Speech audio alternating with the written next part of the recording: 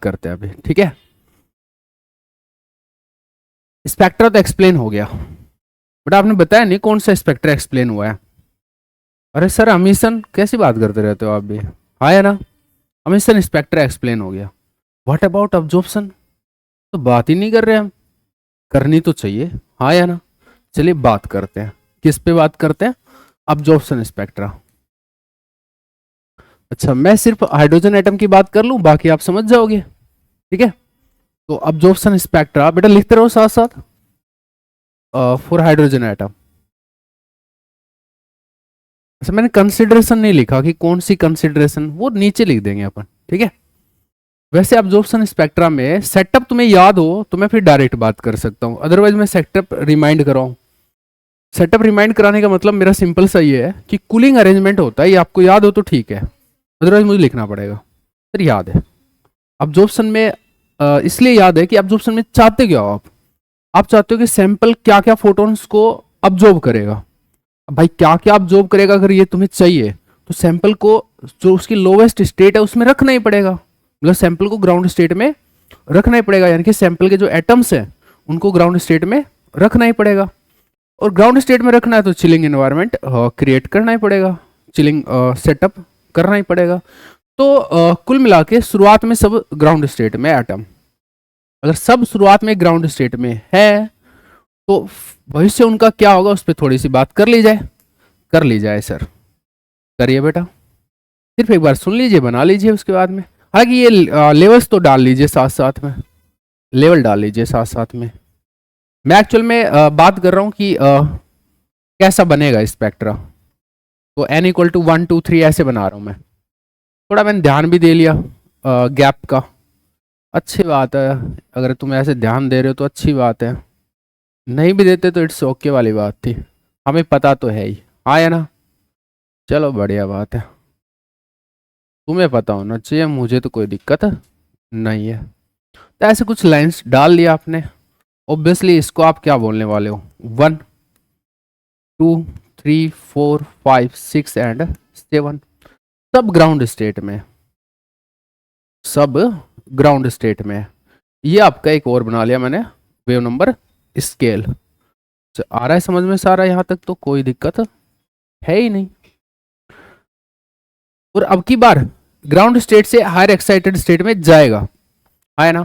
तो क्या क्या ट्रांजिशंस पॉसिबल है एक बार बात कर ले।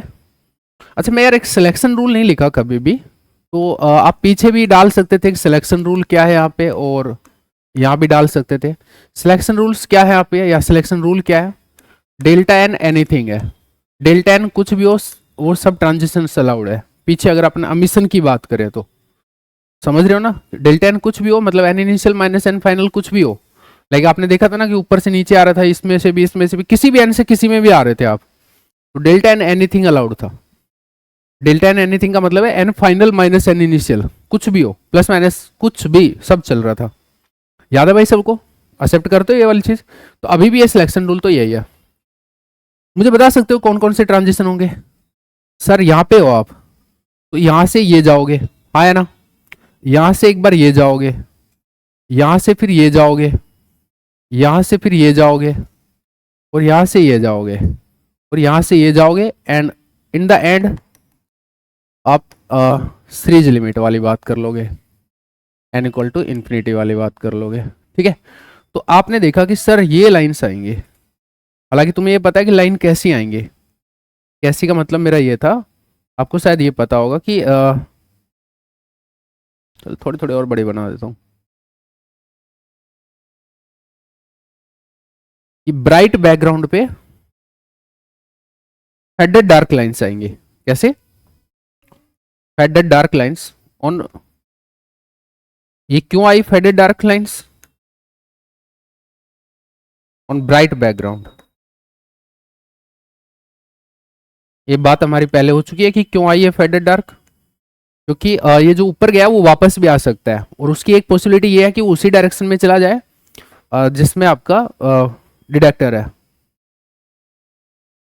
ठीक है, स्क्रीन की डायरेक्शन में चल जाएगा तो वो ब्राइट स्पॉट बना देगा उधर में, इसलिए वो जेड ब्लैक डार्क नहीं बच पाएगी। क्या इसके अलावा और कोई ट्रांजिशन पॉसिबल होंगे। आई मीन क्या ये वाले ट्रांजिशन पॉसिबल होंगे, बामर सीरीज वाले? सर नहीं होंगे। क्यों नहीं होंगे?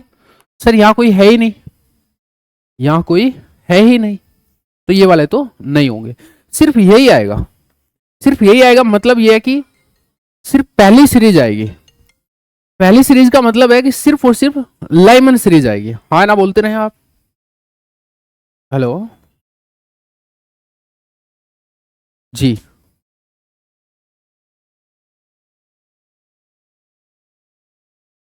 नेट का कोचिंग होता है फिजिक्स में। जी okay, thank you. Lyman series only और लिखा है मैंने, बेटा आया समझ में? कोई दिक्कत नहीं है, हो गया वैसे डिस्कस खत्म। अच्छा खत्म तो तब मानो जब मैं इसकी हर एक की लाइन की बात कर लूं। अबे लाइन की बात में क्या है, वही लाइन आएगी, हाँ है ना भैया? इस बार क्या हो जाएगा, कंसिडरेशन कौन सी है उस पर डिपेंड करेगा। तो ये 1/n -1/n। अब बताओ फाइनल किसको बोलोगे आप? Final minus initial. देखो आपको पता है ये पॉजिटिव होना चाहिए, ठीक है? पॉजिटिव आपको पता है कि बड़ फाइनल वाला है, तो फाइनल इस बार यहां देना चाहिए। आया क्या समझ में? हालांकि उसमें शायद उल्टा होगा ये, है ना? क्या फर्क पड़ता है, चलेगा। हाँ ना बोलिए, कॉमन सेंस वाली बात है। आप यहाँ पे ये भी डाल दे कि एन फाइनल वो बड़ा है एन इनिशियल से, बस हमें ये याद रखना है। ये यहाँ बड़ा होना चाहिए, जो भी फॉर्मूला लिखो जब भी लिखो जिसके लिए यूज करो, ठीक है? लेकिन ये किस में लिखा आपने? इनफाइनाइट न्यूक्लियर मास कंसिडरेशन, वो बात आपको डालनी पड़ेगी। In nuclear infinite nuclear mass consideration, nuclear mass consideration है। तो ऐसी बातें कर, ये वाले फॉर्मूले से आपको लाइंस का वो निकालना है, पोजीशन निकालना है। अगर फाइनाइट न्यूक्लियर मास कंसिडरेशन होता है, न्यूक्लियर मास कंसिडरेशन होता है तो इस वाले फॉर्मूले से निकालनी है। बेटा क्या लिखूं मैं यहाँ पे? RA लिखो सर, क्योंकि अभी आपको एटम की बात नहीं कर रहे हो, कोई जनरल बात कर रहे हो, किसी भी एटम के लिए बात कर रहे हो। बात तो सही है सर, ठीक है? बाकी डाल दीजिए बेटा। सर ये कैसे निकालेंगे? ये निकाल लेंगे सर हम रेशो लेके, R infinity proportional to M होता है, बस हमें पता है।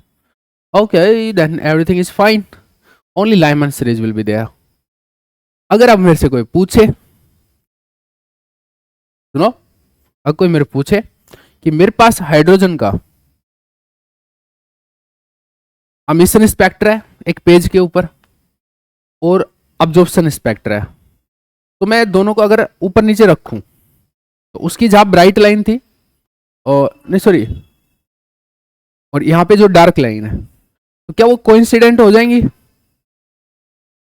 एक ही जगह पे आएंगी? अगर एक पेज में ये है एक पेज में ये है, अगर ऊपर नीचे रख दो तो वो जो उनकी ब्राइट लाइन्स आ रही थी एमिशन में, ये ब्राइट लाइन आ रही थी, क्या जो इसकी डार्क है वो इसी पोजीशन पे आएंगी, मतलब इनके ऊपर ही आएंगी जस्ट? मतलब कहने का मतलब है कि वेव नंबर सेम आएगा क्या उनका? सेम ही तो आएगा, फॉर्मूला सेम ही तो है। आपने ये रिवर्ट कर ही लिया, जो प्लस माइनस का चक्कर था वो खत्म हो ही गया, सेम आएगा। हाँ ना बोलिए? अगर आप एमिशन के ऊपर अब्जॉर्प्शन डालोगे, लेकिन सिर्फ लाइमन होनी चाहिए एमिशन में, सिर्फ लाइमन हो। अगर बामर सीरीज वगैरह और वो भी हुई तो वो तो कवर अप होंगी नहीं, उनकी जगह पे तो कुछ आएगा ही नहीं, लाइमन वाली पूरी कवर हो जाएगी। बोलिए ओके बात है, लिखने की जरूरत है? नहीं सर, इट्स ओके, चला ठीक है। और बात कुछ कर लें अपन। एक अच्छी सी बात बताता हूं, ये जो पहली लाइन होती है, पहली लाइन अब्जॉर्प्शन स्पेक्ट्रा की पहली लाइन कौन सी हुई? 1 से 2 वाली, एरोज ऊपर है, ध्यान रखिएगा इस बार, ठीक है? इसको हम रेजोनेंस लाइन बोलते हैं, इसको हम क्या बोलते हैं? Resonance line. ये हमेशा हर स्पेक्ट्रा में बोलेंगे, ठीक है? तो एक बार आप नाम लिख दो इसका कि इसको हम रेजोनेंस लाइन बोलते हैं, फिर मैं बताता हूं कि रेजोनेंस लाइन क्यों बोलते हैं। रेजोनेंस लाइन बोलते हो किसको? पहली लाइन को।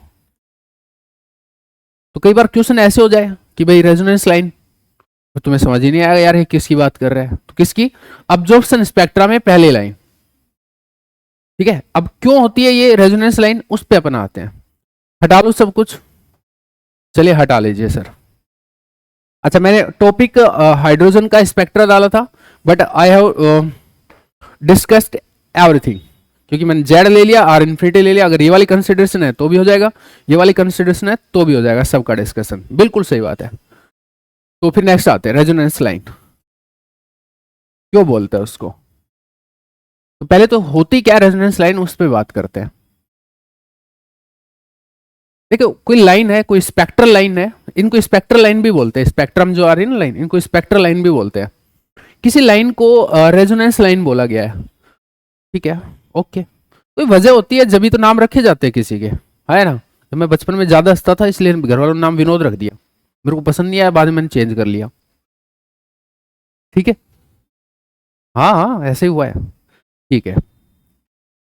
कोई वजह होती है नाम रखने की, बिल्कुल सही बात है। देखते हैं वैसे रेजोनेंस वर्ड का मतलब क्या होता है। तो रेजोनेंस वर्ड का मतलब हमने बचपन में सुना है कि फौजी लोगों को ब्रिज के ऊपर, अगर सिटी में से वो जा रहे हैं और पैदल मार्च कर रहे हैं, तो ब्रिज के ऊपर उनको पैदल मार्च करने के लिए मना किया जाता है। क्यों भाई, पढ़ा है क्या बचपन में? नहीं पढ़ा? पढ़ा होगा आपने, सुनिए क्यों मना किया था। कि जिस कदम ताल से वो ये मार्च अप करते हैं, जो भी है, ठीक है, तो इसकी एक फ्रीक्वेंसी होती है, आपको पता है, 1 2 1 2 1 2, एक पर्टिकुलर फ्रीक्वेंसी के या एक पर्टिकुलर टाइम इंटरवल के बाद ही एक के बाद दूसरा जाता है पैर, हाँ या ना। तो एक फ्रीक्वेंसी है, अगर ये ऐसे मार रहे हैं उसके ऊपर, पैर मार रहे हैं ऐसे, एक पैर दूसरा पैर ऐसे मार रहे हैं, तो उसमें वाइब्रेशन क्रिएट होंगे। भाई तुम प्रेशर लगा रहे हो ना, फोर्स लगा रहे हो उस पर, तो वाइब्रेशन क्रिएट होंगे। बहुत सारे लोग एक साथ करेंगे तो ऑब्वियसली वाइब्रेशन क्रिएट हो सकते हैं, हाँ या ना। पूरे पुलिये पे लोग हैं ऐसे बात के चलिए, तो वो भी वाइब्रेट कर सकता है इनके इस मार्चअप करने से, फौजियों के मार्चअप करने से पुलिया भी और ब्रिज भी वाइब्रेट कर सकता है। अगर इन केस इनके मार्च करने की फ्रीक्वेंसी और पुलिया के वाइब्रेट करने की फ्रीक्वेंसी मैच कर जाए, फ्रीक्वेंसी जब भी मैच करती है ना आपकी, इस तरीके से जब भी कांड होता है, फ्रीक्वेंसी मैच कर जाए, तो उस टाइम रेजोनेंस फिनोमेना होता है। रेजोनेंस फिनोमेना में क्या होता है कि एकदम से एम्पलीट्यूड है ना बहुत हाई चला जाएगा, किसका, पुलिये का।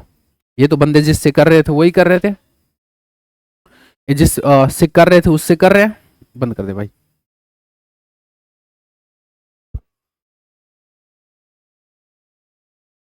तो एकदम से पुलिये का एम्पलीट्यूड है ना वाइब्रेट करने का, वो बहुत हाई चला जाएगा। रेजोनेंस का मतलब होता है फ्रीक्वेंसी मैचिंग की वजह से एम्पलीट्यूड हाई होना, सिंपल, ठीक है। तो मैचिंग की वजह से एकदम से एम्पलीट्यूड हाई चल जाएगा और पुलिया पूरा का पूरा 1 सेकंड के अंदर खत्म, ध्वस्त, इसलिए उनको मना किया जाता है। तो सिंपल वर्ड क्या है, अगर रेजोनेंस को हमें समझना है, तो फ्रीक्वेंसी मैचिंग, फ्रीक्वेंसी मैच हो जाए, ठीक है, दो जो भी चीजें हैं वहां पे उनकी, तो एम्पलीट्यूड हाई हो जाता है। तो यहाँ पे भी कुछ ना कुछ ऐसा वर्ड या ऐसा सिनेरियो रहा होगा। तो मैं एक बार के लिए आपको बोलता हूं, मुझे एक ऐसी लाइन देखनी है जिसमें मैं जो फ्रीक्वेंसी डालूं, अब पता है अब्जॉर्प्शन में लाइट डालनी पड़ती है, ये बहुत सारे लेवल्स हो गए, ठीक है। अब्जॉर्प्शन में लाइट डालनी पड़ती है, फोटोन डालना पड़ता है, उसको अब्जॉर्ब करके इलेक्ट्रॉन ऊपर जाता है ना। तो एक तो ये लाइन है, आपने जिस फ्रीक्वेंसी की लाइट डाली है, ठीक है, वही फ्रीक्वेंसी की लाइट अगर आपको मिल जाए तो फ्रीक्वेंसी मैचिंग जैसी वाइब आएंगे आपको। सर मिलेगी कैसे, तो अब्जॉर्ब करके ऊपर चला जाएगा। तो ऊपर क्या रहने गया है, बसने थोड़ी गया है, 10⁻⁸ सेकंड बाद में नीचे भी तो आएगा। हाँ बेटा नीचे आएगा, यहां से ये यहां पे गया 10⁻⁸ सेकंड बाद, ये सिनेरियो ऐसे हो जाएगा, उल्टा हो जाएगा, तब ये निकलेगा, ठीक है। तो जितनी फ्रीक्वेंसी दो उतनी फ्रीक्वेंसी निकल जाएगी, हाँ या ना। ऐसा और कहीं नहीं होगा। सर कैसी बात कर रहे हो, ऐसा दूसरी जगह हो सकता है, हो जाएगा, हो जाएगा, ऐसे कैसे दिक्कत कर रहे हो। अगर आप इतनी फ्रीक्वेंसी देते हो, इस लेवल की फ्रीक्वेंसी देते हो, तो यहां से यहां पहुंच गए तुम, ठीक है, थोड़ी देर बाद 10⁻⁸ सेकंड बाद अप्रोक्सीमेटली, अरे यार सॉरी, यहां से ये नीचे आ जाएगा और यही आ जाएगी, हाँ है ना। तो इसको भी रेजोनेंस लाइन बोलना चाहिए। मैं थोड़ा सा दोबारा रेजोनेंस लाइन को डिफाइन कर रहा हूं, ढंग से सुनना। सिर्फ और सिर्फ यही सिनेरियो, कोई और पॉसिबिलिटी हो ही ना, जितनी फ्रीक्वेंसी दूं उतनी ही आए, सिर्फ और सिर्फ यही सिनेरियो बस, फ्रीक्वेंसी मैचिंग हो 100%। क्या यहाँ 100% नहीं है? यहाँ नहीं है 100%।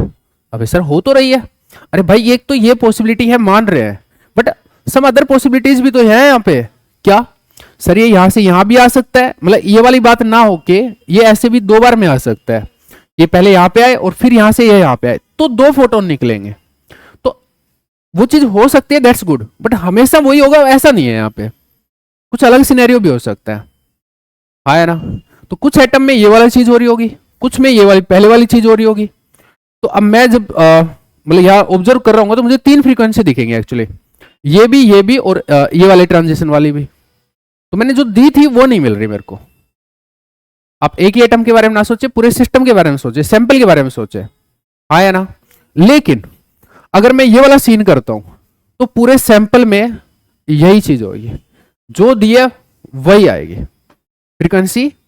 जो इंसिडेंट कराया वही आपको मिलने वाला है। फ्रीक्वेंसी मैचिंग वाली वाइब सिर्फ और सिर्फ इस ट्रांजिशन के लिए होगी, हाँ है ना, और बाकी किसी के लिए नहीं होगी। समझ में आ रहा है? तो यहां पे ये भी पॉसिबिलिटी है और ये भी पॉसिबिलिटी है। अब मैं इसको काटूंगा नहीं, मैं और करके बना देता हूं कि ये दोनों पॉसिबिलिटीज है। तो मेरे पास ये वाला फोटोन भी हो सकता है और ये दो फोटोन भी हो सकते हैं। तो three kinds of photon can be there, three kinds of photon can be there. Photon को गामा से ऐसे बनाया, ठीक है, कैन बी देयर, आप फोटोन लिख देना। यहां पे only this and this matching है 100%, इसलिए उसका नाम रेजोनेंस लाइन है। अब बताओ पहली लाइन ही रेजोनेंस लाइन होनी चाहिए नहीं होनी चाहिए? उसके अलावा कोई और ऑप्शन है रेजोनेंस के लिए? नहीं है सर। आप डाल लीजिए बेटा, ऐसे सिंबॉलिक ही लिखते कुछ है नहीं, आपको समझ में आ जाएगा, आ जाएगा ना। डाल दो, ऐसे कैसे डाल दो, दोनों सिनेरियो डालना कि ये नहीं है वो है।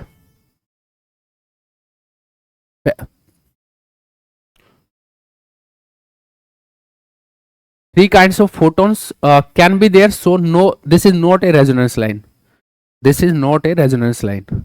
ये रेजोनेंस लाइन है, जो फ्रीक्वेंसी दी वही मिलने वाली। किसी को डाउट हो तो बोल दो भाई, नॉट ए रेजोनेंस लाइन, ये वाला नहीं होगा।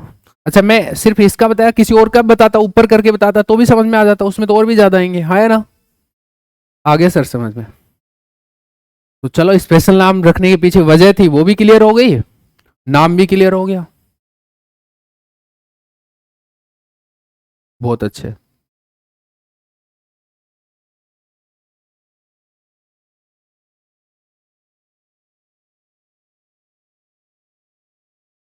असाइनमेंट कर लिया था भाई एसटीआर का?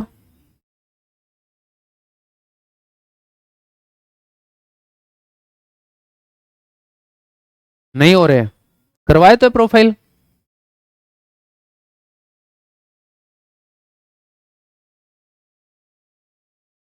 कुछ और भी है उसमें ऐसा? हाँ तो डील करो ना खुद से, क्या दिक्कत आ रही है? मेरे से होगा तो तेरे से भी होना चाहिए। उसमें और दम लगा अभी, बात वही है बस, उसमें इधर उधर घूमना है। तो पता है ना, कभी कुछ लिख सकते हैं कभी कुछ लिख सकते हैं, एक्सेलरेशन को, वो सब बातें हो रही होंगी वहां पे। थोड़ा दिमाग और लगा, हो जाएगा। मतलब जैसे क्लास में कराया वैसा ही आया, और जरूरी थोड़ी है यार, ये तो एक आइडिया देना था मुझे, तो बस लिखता रहे साथ साथ।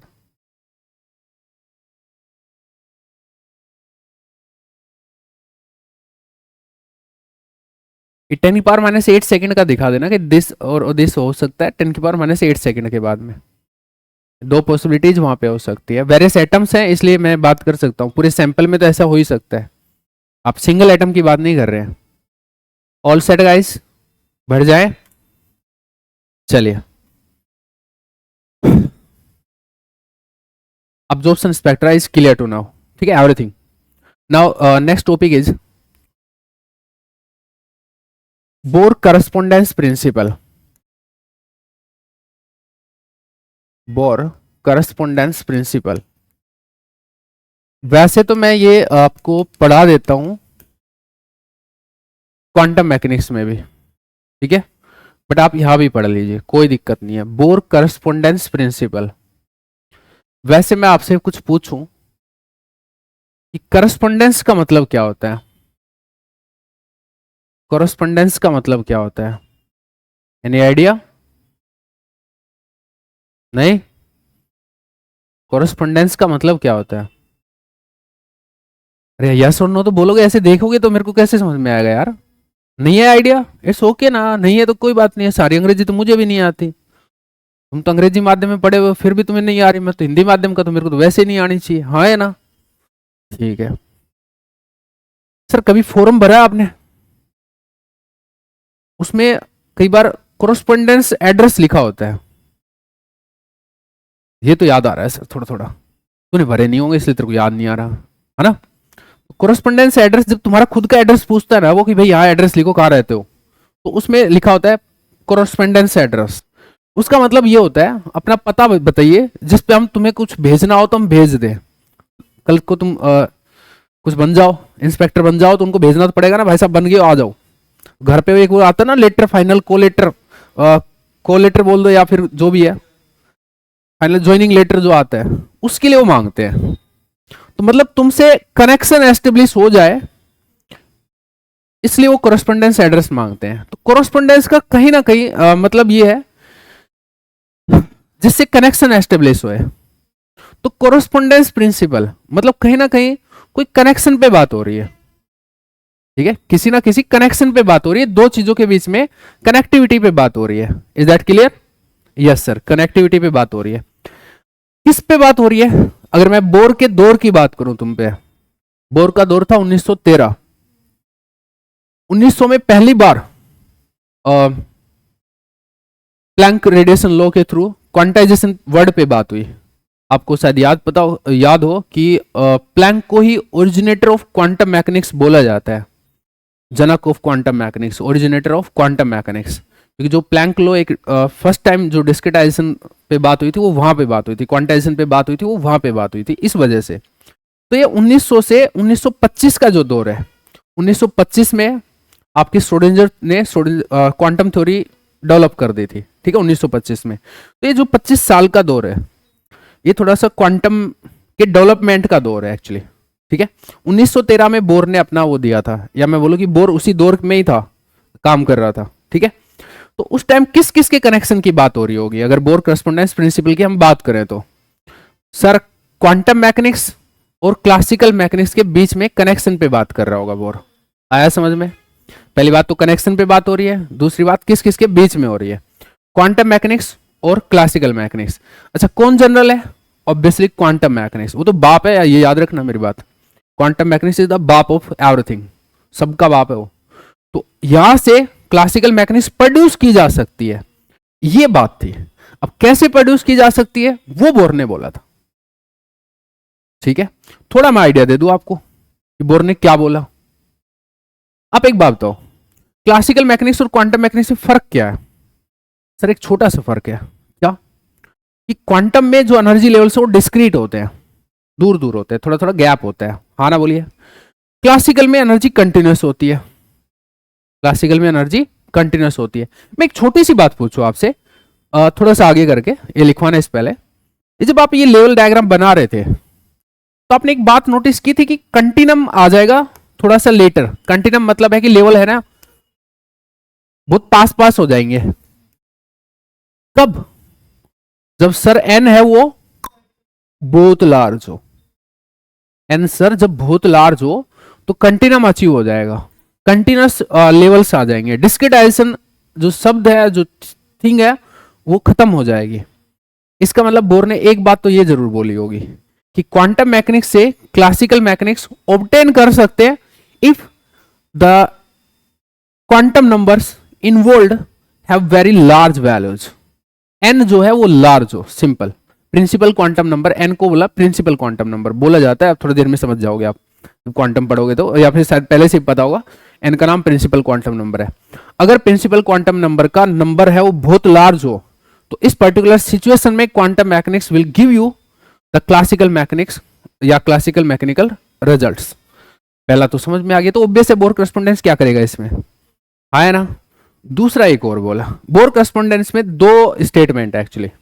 पहला स्टेटमेंट आपको समझ में आया कि क्वांटम से क्लासिकल आएगी कब? जब एन वेरी लार्ज हो, ठीक है। दूसरा स्टेटमेंट है कि सिलेक्शन रूल आपके अभी भी वही रहेंगे जो आपके पहले थे। कभी आप सोचो कि एन बड़े बड़े अगर इन्वॉल्व है, एन की लार्ज वैल्यूज अगर इन्वॉल्व है तो सिलेक्शन रूल बदल जाएंगे? तो ऐसा बिल्कुल भी नहीं है। सिलेक्शन रूल अभी भी है, वही रहेगा जो पहले था। डेल्टा एन एनीथिंग जो भी था व्हाटएवर, वो सिलेक्शन रूल अभी भी एज इट इज रहेगा। मतलब मेरा ये है कि जैसे आप इस तरीके से ट्रांजिशन शो कर रहे थे ना यहाँ पे, तो वो अभी भी ऐसे ही रहेंगे इधर में, ठीक है। तो ये दो आपके पॉइंट है बोर करस्पॉन्डेंस प्रिंसिपल में, डाल लीजिए। अब मैं बिल्कुल शॉर्ट लिखूंगा इसको, क्या कि क्वांटम मैकेनिक्स, या सिंपल लिखो क्वांटम मैकेनिक्स क्लासिकल मैकेनिक्स से को कब प्रोड्यूस कर रही होगी, वो कंडीशंस है वो बताई थी बस। दो कंडीशंस है, दो कंडीशंस है जिनमें वो क्वांटम मैकेनिक्स है वो क्लासिकल मैकेनिकल थ्योरी या क्लासिकल मैकेनिकल रिजल्ट्स को प्रोड्यूस कर रही होगी। पहली कंडीशन क्या है बेटा, n should be very large. Quantum mechanics classical mechanics को प्रोड्यूस करेगी अगर एन जो वहां पे है लार्ज है, तो एन लार्ज है। अगर ये आप क्वांटम मैकेनिक्स पे कंडीशन डालते हो limit n tends to large, तो classical mechanics results, classical mechanical results वहां पे आ जाएंगे। आई बात समझ में? Limit n tends to large लिख दो, या फिर यहाँ पे मैं एन टेंस टू लार्ज लिख देता, वो कैसे भी इंडिकेट कर दो, लैंग्वेज में लिख दो, एक ही बात है, चलेगा। लैंग्वेज क्या होगी अगर हमसे कोई पूछे तो? सर लैंग्वेज बड़ी सिंपल है कि quantum mechanics will produce classical mechanical results when an is very large, simple है ना। मैं कहूंगा कि मैं आपको एक एग्जांपल और दिखाऊंगा सुंदर सा ब्यूटीफुल सा, फिर आपको भरोसा होएगा, अभी भरोसा नहीं होगा। ऐसा बोर ने भी किया था, मैं नहीं किया, बोर ने किया था एक्चुअली। उसने अपनी बात को रखने के लिए एक एग्जाम्पल भी दिया था, मतलब प्रूव किया था इस बात को, ठीक है। दूसरा, selection rule are still same. Are still same को मतलब ये है कि in case of large values of n भी सिलेक्शन रूल सेम ही रहेंगे, are still same. Means in case of large values of n, selection rules won't change, selection rules won't change।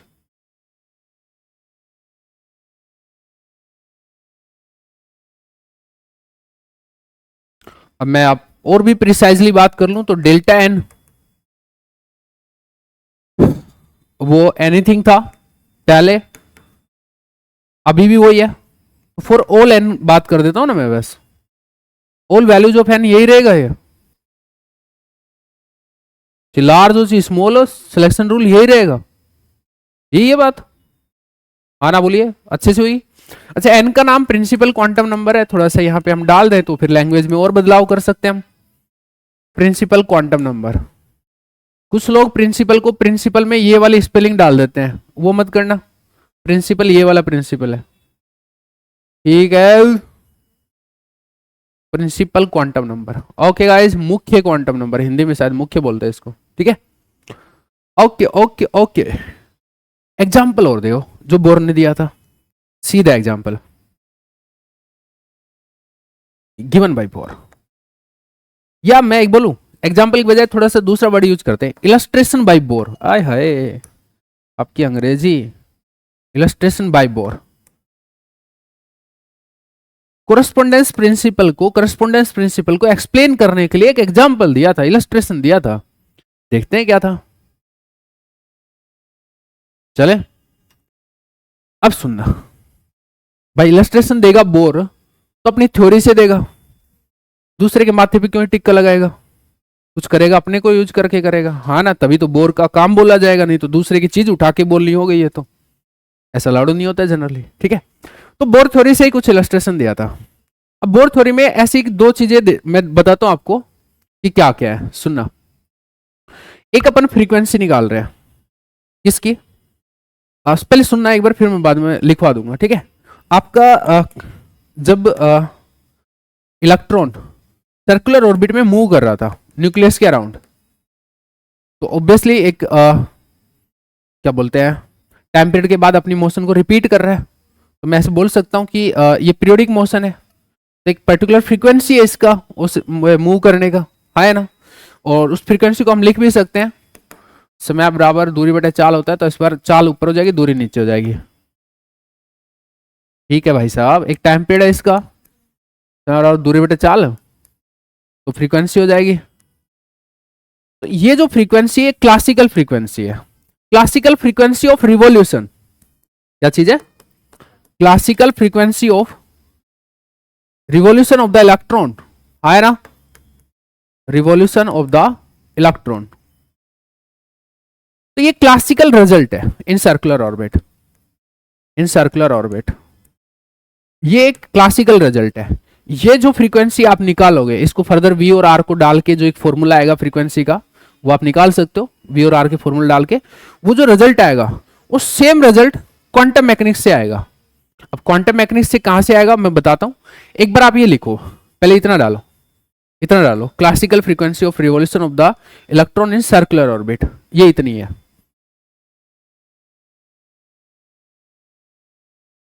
अच्छा यहां पे आप ऐसे डालना, एक हेडिंग डालना, classical frequency of revolution, classical frequency of revolution of electron in circular orbit, ये ऐसे पूरा।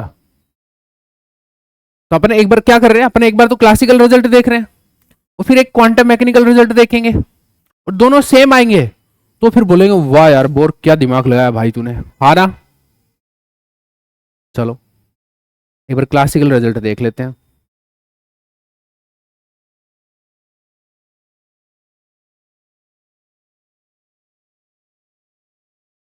इसको आगे कैलकुलेट कर दो, मतलब v को डाल दो और r को डाल दो, फॉर्मूला तुम्हें पीछे से पता होगा, कैलकुलेट कर दो इन द सेंस बस जस्ट फॉर्मूला क्रिएट कर दो। अरे सर जी v, ये 2 पाई बेटा r, पहले v डाल देता हूं। v था z/n, तो z² upon 4 pi epsilon not NH cut, डाल दे बेटा v, z/n था ना।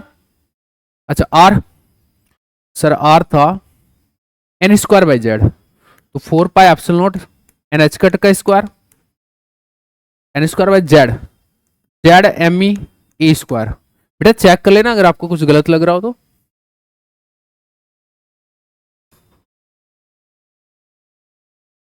सर ये आ गया, एफ क्लासिकल आ गया सर। बेटा मैं ढंग से लिख दे रहा हूं पूरा इसको, 4×4 16, 16×2 32, पाई क्यूब एप्सिलॉन नॉट स्क्वायर, शायद तुम्हें याद आ गया होगा अभी थोड़ा बहुत, और n³ h cut square, h cut cube हो गया क्या? हाँ यार h कट क्यूब हो गया है ना, n h कट का क्यूब है ना, तो n³ हो जाएगा, h कट का क्यूब हो जाएगा, h/2 पाई का क्यूब और n³, और z² me² e4, चेक करिए बेटा, z²/n³ डिपेंडेंसी होनी चाहिए, सब देख लो आराम से, सब सही है। 32 पाई cube and epsilon not square या एंड h कट का क्यूब, या everything is fine guys, please बोलिए भैया, फाइन है, कोई दिक्कत नहीं, ठीक है बेटा। एक बार इसको और एडजस्ट कर देते हैं, फिर देखते हैं क्या आ रहा है। एफ क्लासिकल पिछली बार तो नहीं किए थे, अरे यार इस बार मेरा मन हो गया तो तुमको दिक्कत थोड़ी है, तुम्हें किसी की नहीं है, नहीं कर लो, आपके मन की कर रहे हैं सुबह से, और तो क्या ही चल रहा है। चलो तो आ जाओ, 8 हो गया ये, 8×4 32 हो जाएगा, तो फिर पाई क्यूब सहीदम गच्छामी, बहुत बढ़िया बात कही है, h³ n³ n है बेटा ये, ठीक है अब तो ठीक है। हाँ इस थोड़ा सा हाईलाइट कर लो क्योंकि अपन कंपेयर करने वाले हैं इसको क्वांटम मैकेनिकल रिजल्ट से, ठीक है बढ़ जाए। क्वांटम मैकेनिकली फ्रीक्वेंसी कैसे डिफाइन होती है? फ्रीक्वेंसी क्वांटम मैकेनिकल फ्रीक्वेंसी या क्वांटम मैकेनिकल, क्वांटम मैकेनिकल क्यों बड़ा कर देना यार, क्वांटम मैकेनिकल फ्रीक्वेंसी या quantum mechanical result for frequency, for frequency. भाई निकाल तो लूंगा, पर मुझे बताओ तो सही क्वांटम मैकेनिकली फ्रीक्वेंसी डिफाइन कैसे हुई है, सोचो क्वांटम मैकेनिकली फ्रीक्वेंसी कैसे डिफाइन हुई है बोर थ्योरी में। क्वांटम मैकेनिक्स क्या है बोर थ्योरी में, क्वांटाइजेशन वाली जो बात है ना, एनर्जी लेवल डिस्क्रीट आई, ये सब क्वांटम मैकेनिक्स से यूज कर ली बोर ने, ठीक है। तो फ्रीक्वेंसी कैसे डिफाइन हुई थी सर? फ्रीक्वेंसी मतलब फोटोन। अरे न्यू, एक लेवल से दूसरे लेवल में आएगा तो हो तो रही थी। आया समझ में कैसे डिफाइन हुई है? एक लेवल से अगर दूसरे लेवल में आएगा, ये ट्रांजिशन अगर ऐसे इलेक्ट्रॉन करता है हायर लेवल से लोअर लेवल में। मैं एक बार ई इनिशियल को इधर लिखता हूं, ई फाइनल में ऐसे ट्रांजिशन करता है तो ये फ्रीक्वेंसी, मैं बेटा फ्रीक्वेंसी, ये फोटो निकल रहा है, मैं इसकी फ्रीक्वेंसी बात कर रहा हूं। फ्रीक्वेंसी हो जाएगा sir E initial minus E final divide by H. किसी को दिक्कत? ये है क्वांटम मैकेनिकल फ्रीक्वेंसी। आएगा बेटा समझ में? बोल दो सही से।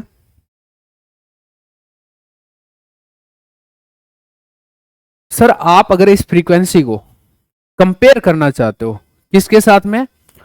क्लासिकल मैकेनिकल रिजल्ट के साथ में, तो आप ये जो एन की बात कर रहे हो यहाँ पे थोड़े बड़े बड़े लो। कितने बड़े लो?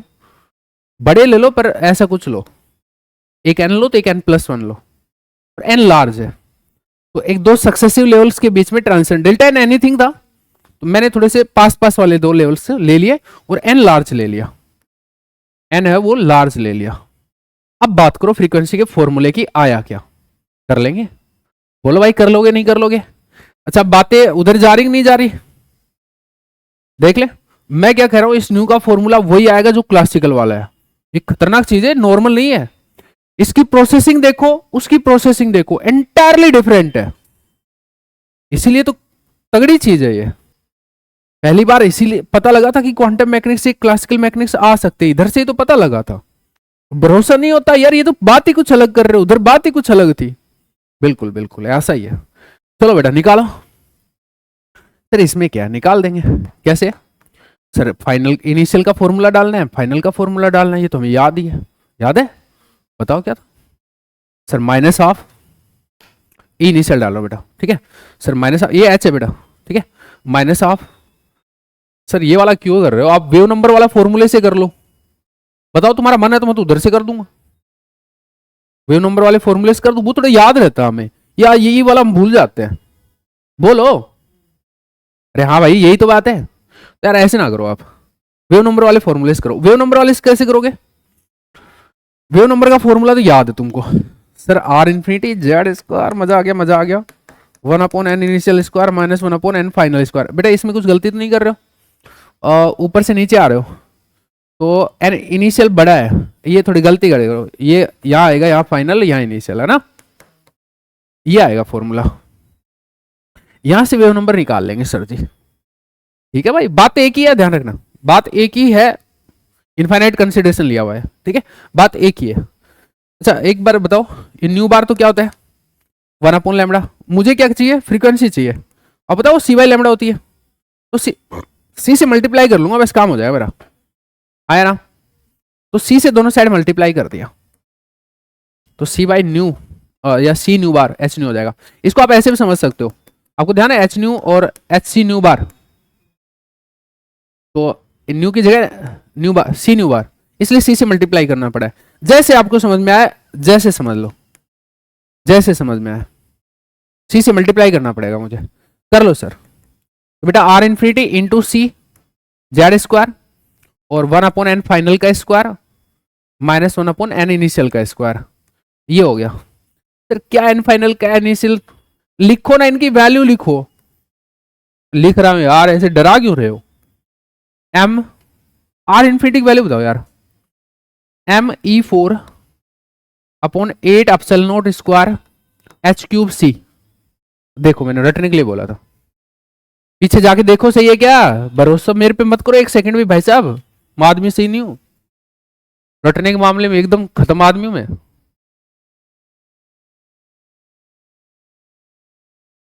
सही है? देख लिया अगर बेटा, ये किसी एक के देखने नहीं, खुद का भी देखना है।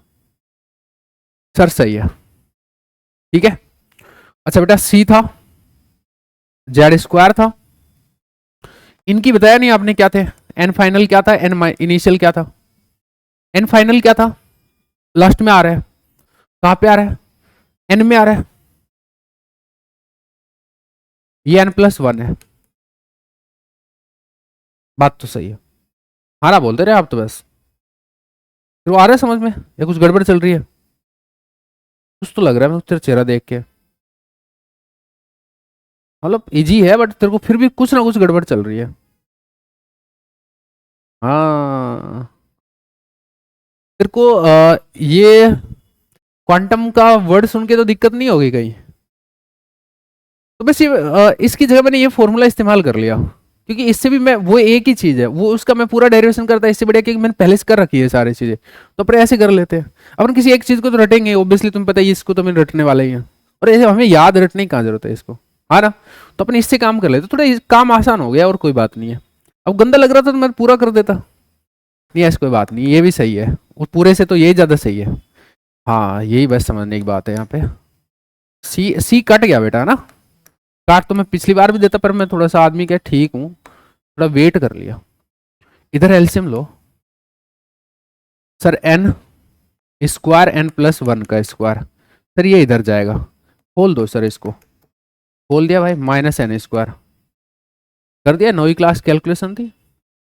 एन से एन स्क्वायर से एन स्क्वायर कट भी गया सर, काट दिया सर, ऊपर टू एन प्लस वन हो गया। ठीक है, मैं एक बार इसको थोड़ा सेटल कर देता हूँ, उसके बाद आता हूँ आपके पास में। एच क्यू ऊपर sir two n plus one हो गया, और नीचे सर ये हो गया एन स्क्वायर और एन प्लस वन का स्क्वायर। चलिए यहां तक तो कोई दिक्कत ही नहीं है, सबको समझ में आ रहा है? ठीक है, ये ब्रैकेट लग लो। एक बात बताओ, एन अगर बहुत लार्ज है, बहुत लार्ज है, या लार्ज भी बोल दो, वेरी लार्ज की जरूरत नहीं है, लार्ज है, तो एक बात बताओ, टू एन प्लस वन को टू एन लिख सकते नहीं लिख सकते? हाँ, अगर एन 100, 200 प्लस एक, 201, 201 को 200 से अप्रोक्सीमेट करने में दिक्कत है किसी को? भाई नहीं यार, चल जाएगा इतना काम, तो क्या डिफरेंस है ज्यादा? ठीक है। अच्छा, एन प्लस वन को या मैं बोलूं कि एन प्लस वन को एन लिखने में कोई दिक्कत है? 101 को 100 लिखने में दिक्कत है? नहीं है, कोई खास दिक्कत नहीं है। एक्चुअली मैं ये कहना चाह रहा हूं कि एन स्क्वायर और एन प्लस वन के स्क्वायर को n square into n square यानी कि एन फोर लिखने में कोई दिक्कत है? नहीं सर, कोई दिक्कत नहीं है, लिख सकते हो आप।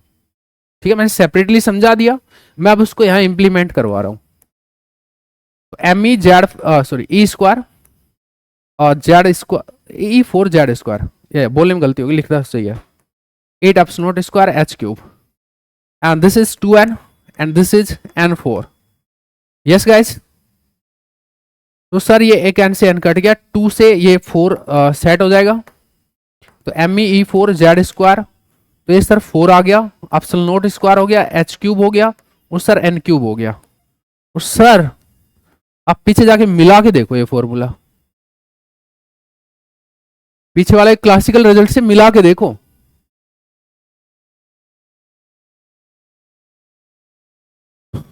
और सर एकदम हूबहू मैच हो रहा है,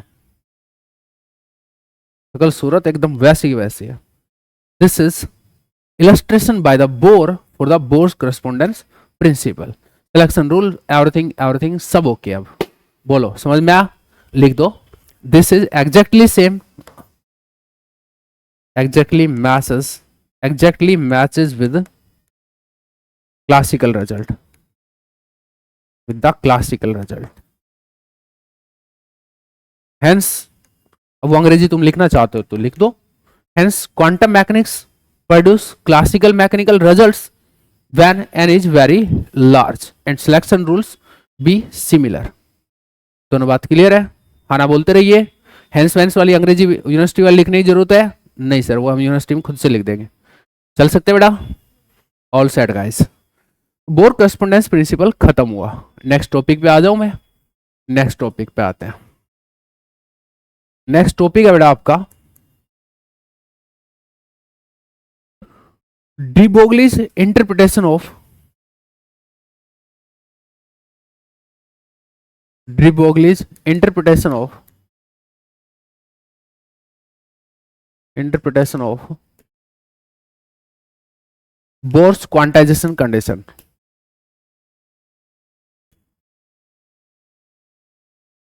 बोर्स क्वांटाइजेशन कंडीशन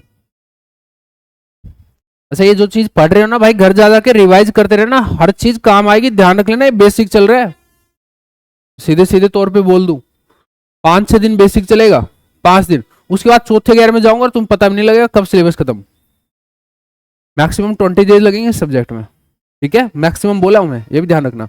कब मैं स्पीड पकड़ू, तुम्हारे मुंह देख के स्पीड पकड़ूंगा, अगर तुमको सब कुछ ओके ओके समझ में आ रहा होगा तो थोड़ा मुंह तुम्हारे सही कब रहेंगे, जब घर जाके रिवाइज करोगे, सब कुछ टकाटक दिमाग में सेट रखोगे।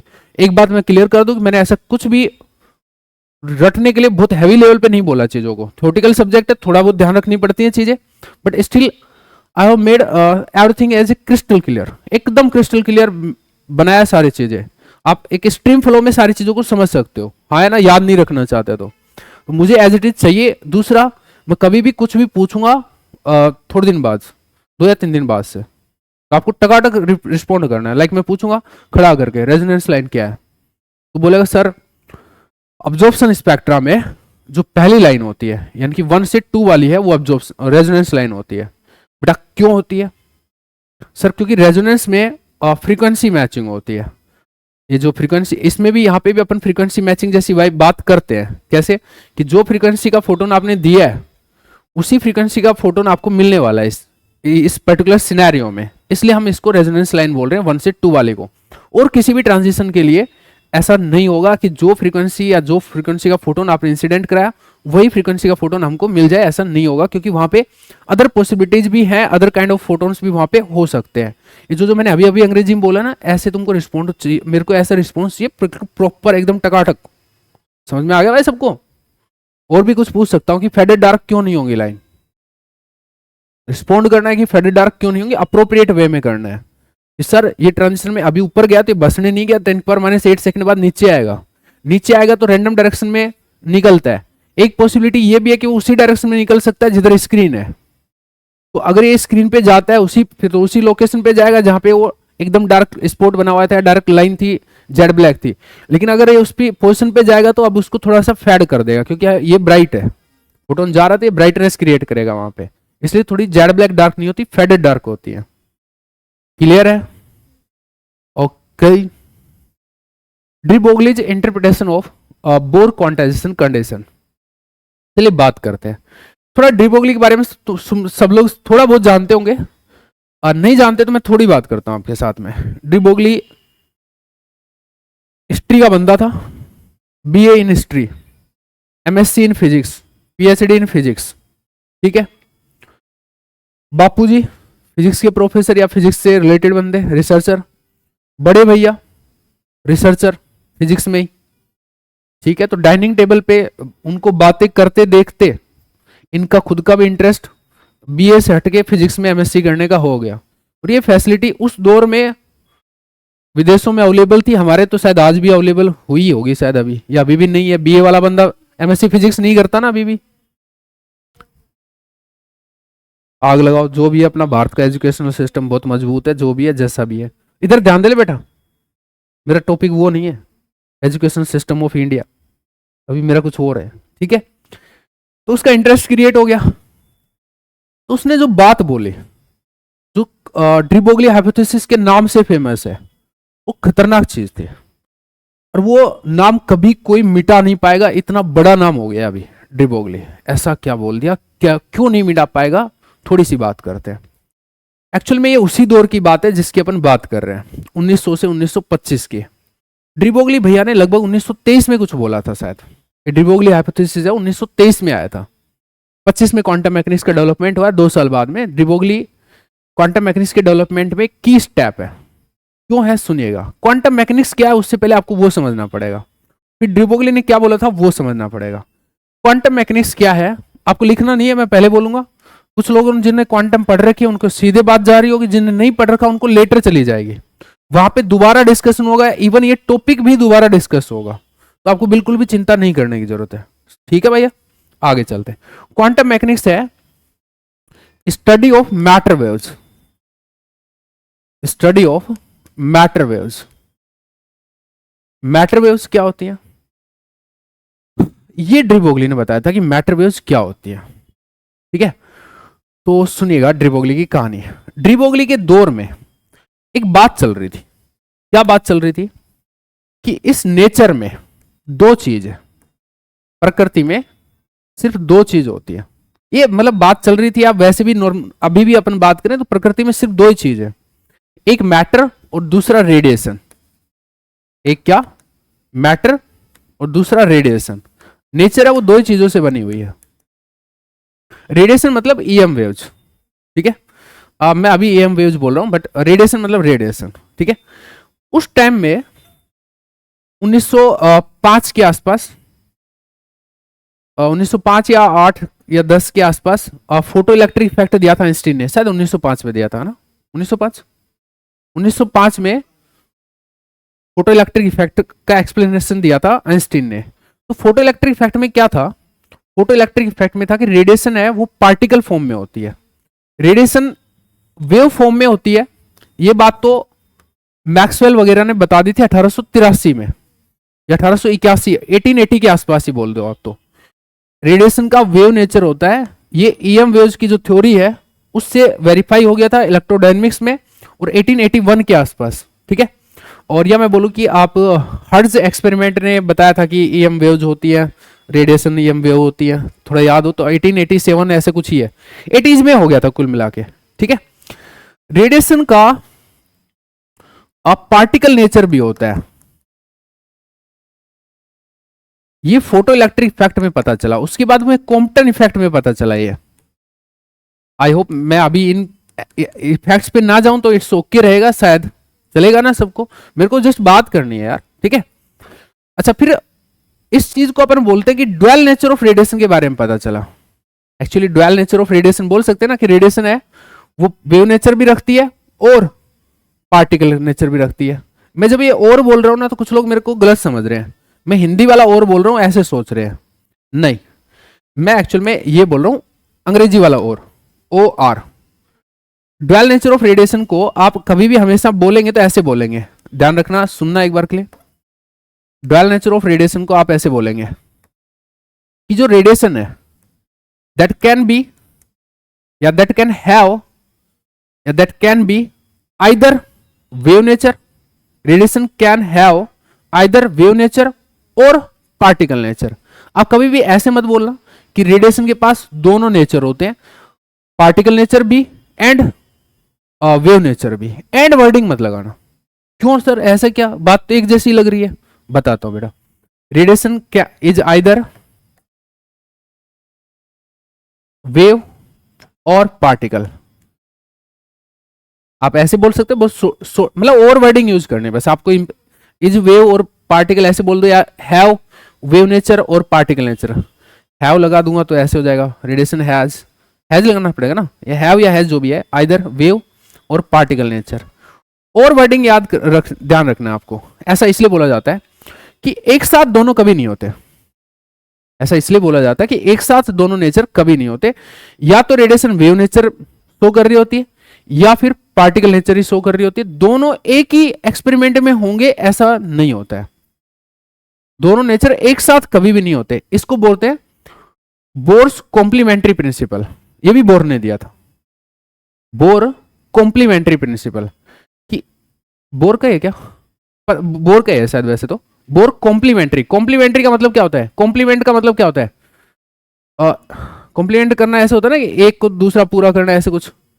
तो दोनों एक साथ नहीं रहेंगे, एक दूसरे के कॉम्प्लीमेंट्री है, एक रहेगा तो दूसरा गायब, दूसरा रहेगा तो पहले वाला गायब। कॉम्प्लीमेंट्री का मतलब ये है कि दोनों में से कोई एक रहेगा, कोई एक नेचर रहेगा एक्सपेरिमेंट में। तो कब कौन सा नेचर है ये भी सुन लो, थोड़ा सा आइडिया दे देता हूं कि थोड़ा समझ में आ जाए। जैसे अभी लाइट आ रही है मेरे ऊपर कुछ लगा हुआ है, ये सेटअप वेटअप लाइट आ रही है, तो सर ये जो आ रही है तो कैसे आ रही है? ऐसे आ रही है, तो क्या ये फोटोन फॉर्मेट में आ रही है या फिर वेव फॉर्मेट में आ रही है? अब कभी आप इंटरव्यू में जाओगे ना तो आप बैठे रहोगे, 3-4 प्रोफेसर बैठे होंगे, तो तुम्हारे पर भी लाइट आ रही होगी। उसका एक क्वेश्चन जरूर हो सकता है तुम्हारे पास में कि इस ट्यूब से तुम्हारे पास जो लाइट आ रही है वो कैसे आ रही है? बताओ क्या रिस्पॉन्ड करोगे?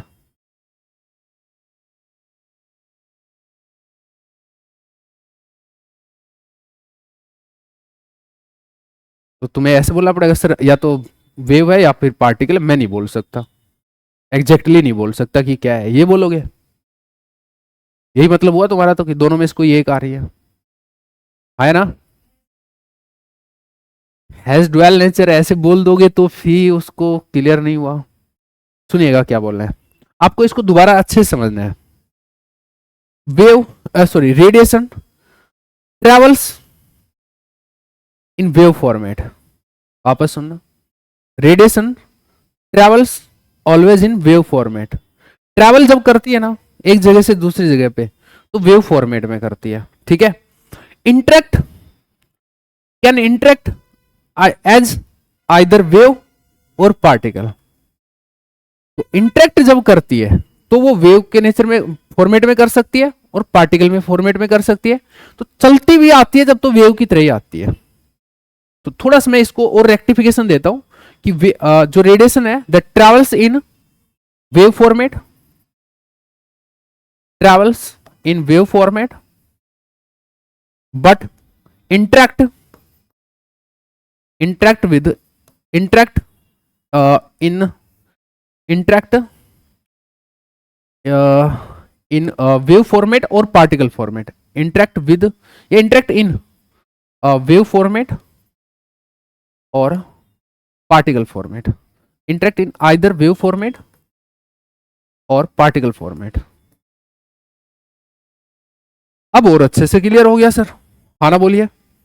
तो अब फिर वापस से वही क्वेश्चन है मेरा प्रोफेसर का कि भाई ये लाइट आ रही है तेरे पास, कैसे आ रही है। तो अब तुम्हें ये बोलना है कि सर वेव जो रेडिएशन है वो ट्रैवल तो ईएम वेव के फॉर्मेट में ही कर रही है, बट आप मेरे से पूछ रहे हो कि मेरे पास कैसे आ रही है। तो सर मैं अभी नहीं बता सकता जब तक मेरे पास कोई एक्सपेरिमेंट नहीं है। तो जब तक मैं इसका इंटरेक्शन नहीं देख पाऊंगा ना किसी के साथ में तो मैं नहीं बता पाऊंगा, तब तक मैं नहीं बता पाऊंगा।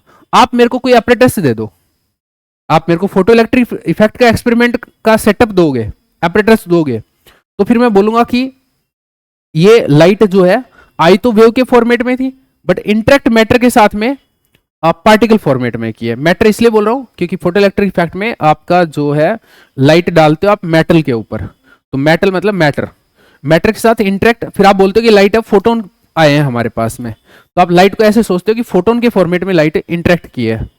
तो इंटरेक्शन अब फोटोन के फॉर्मेट में होगा अगर मुझे आपने फोटो इलेक्ट्रिक इफेक्ट का एक्सपेरिमेंट दिया है। तो इन केस आपने मेरे को पोलर उसका इंटरफेरेंस का सेटअप दे दिया तो फिर मैं बोलूंगा कि मेरे पास जो लाइट आई तो वेव फॉर्मेट में थी बट इंटरेक्ट इसने वेव फॉर्मेट में ही किया।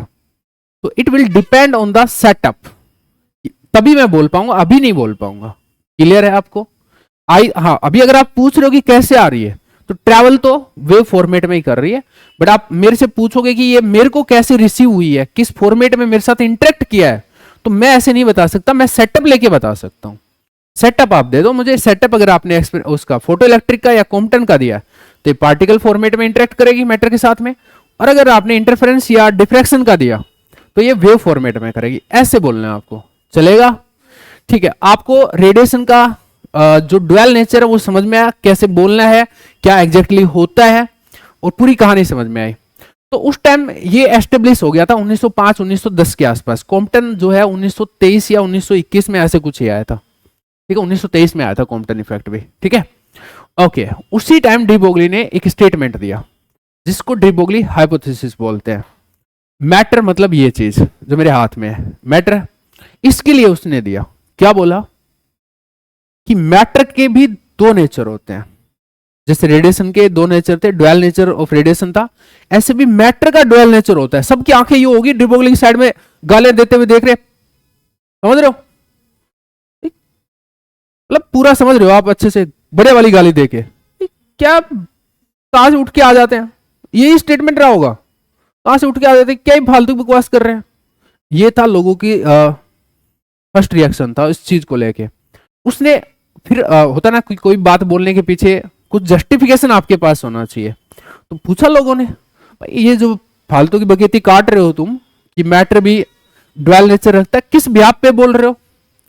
सर पकड़ गया, सर नेचर में कितनी चीज है? बोले दो।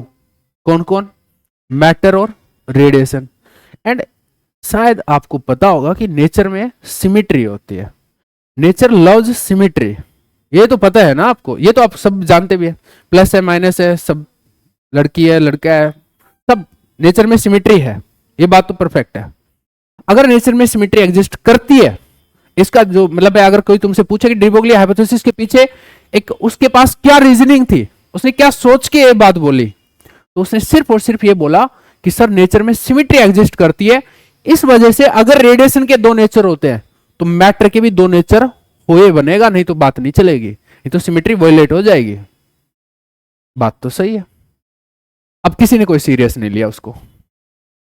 मैटर का भी पार्टिकल नेचर तो था ही, एग्जिस्टिंग था ही, वेव नेचर भी होता है, ये उसने बोला। कि अब मैं पूरा स्टेटमेंट देता हूं। उसने इवन थोड़ी सी बात को आगे भी बोला कि मैटर, मैं कुछ ले लेता हूं, ये इसके साथ जब ये मूव कर रहा है तो इसके साथ एक वेव चलती है, वाओ, और इसको हम मैटर वेव बोलेंगे। मैटर के साथ एक एसोसिएटेड वेव है जिसको हम क्या बोलेंगे, मैटर वेव बोलेंगे। तो एग्जिस्टेंस ऑफ मैटर वेव्स को सबसे पहले मतलब प्रिडिक्ट किसने किया, या मैं बोलूं कि हाइपोथेसिस के थ्रू बोला किसने, डी ब्रोगली ने बोला। ठीक है, इतना ही नहीं बोला भाई साहब ने, इतना भी बोला कि इनकी वेवलेंथ भी होगी, इन मैटर वेव्स की वेवलेंथ भी होगी। कितनी, lambda equal to H upon p. Lambda equal to wave होती है, यहां तक समझ में आया बेटा सबको। इसकी वेवलेंथ भी बोली, इसी को आप डी ब्रोगली हाइपोथेसिस बोलते हो, ये मैथमेटिकल वर्जन बोलते हो, ये थ्योरेटिकल वर्जन बोलते हो। ठीक है, lambda equal to H upon P.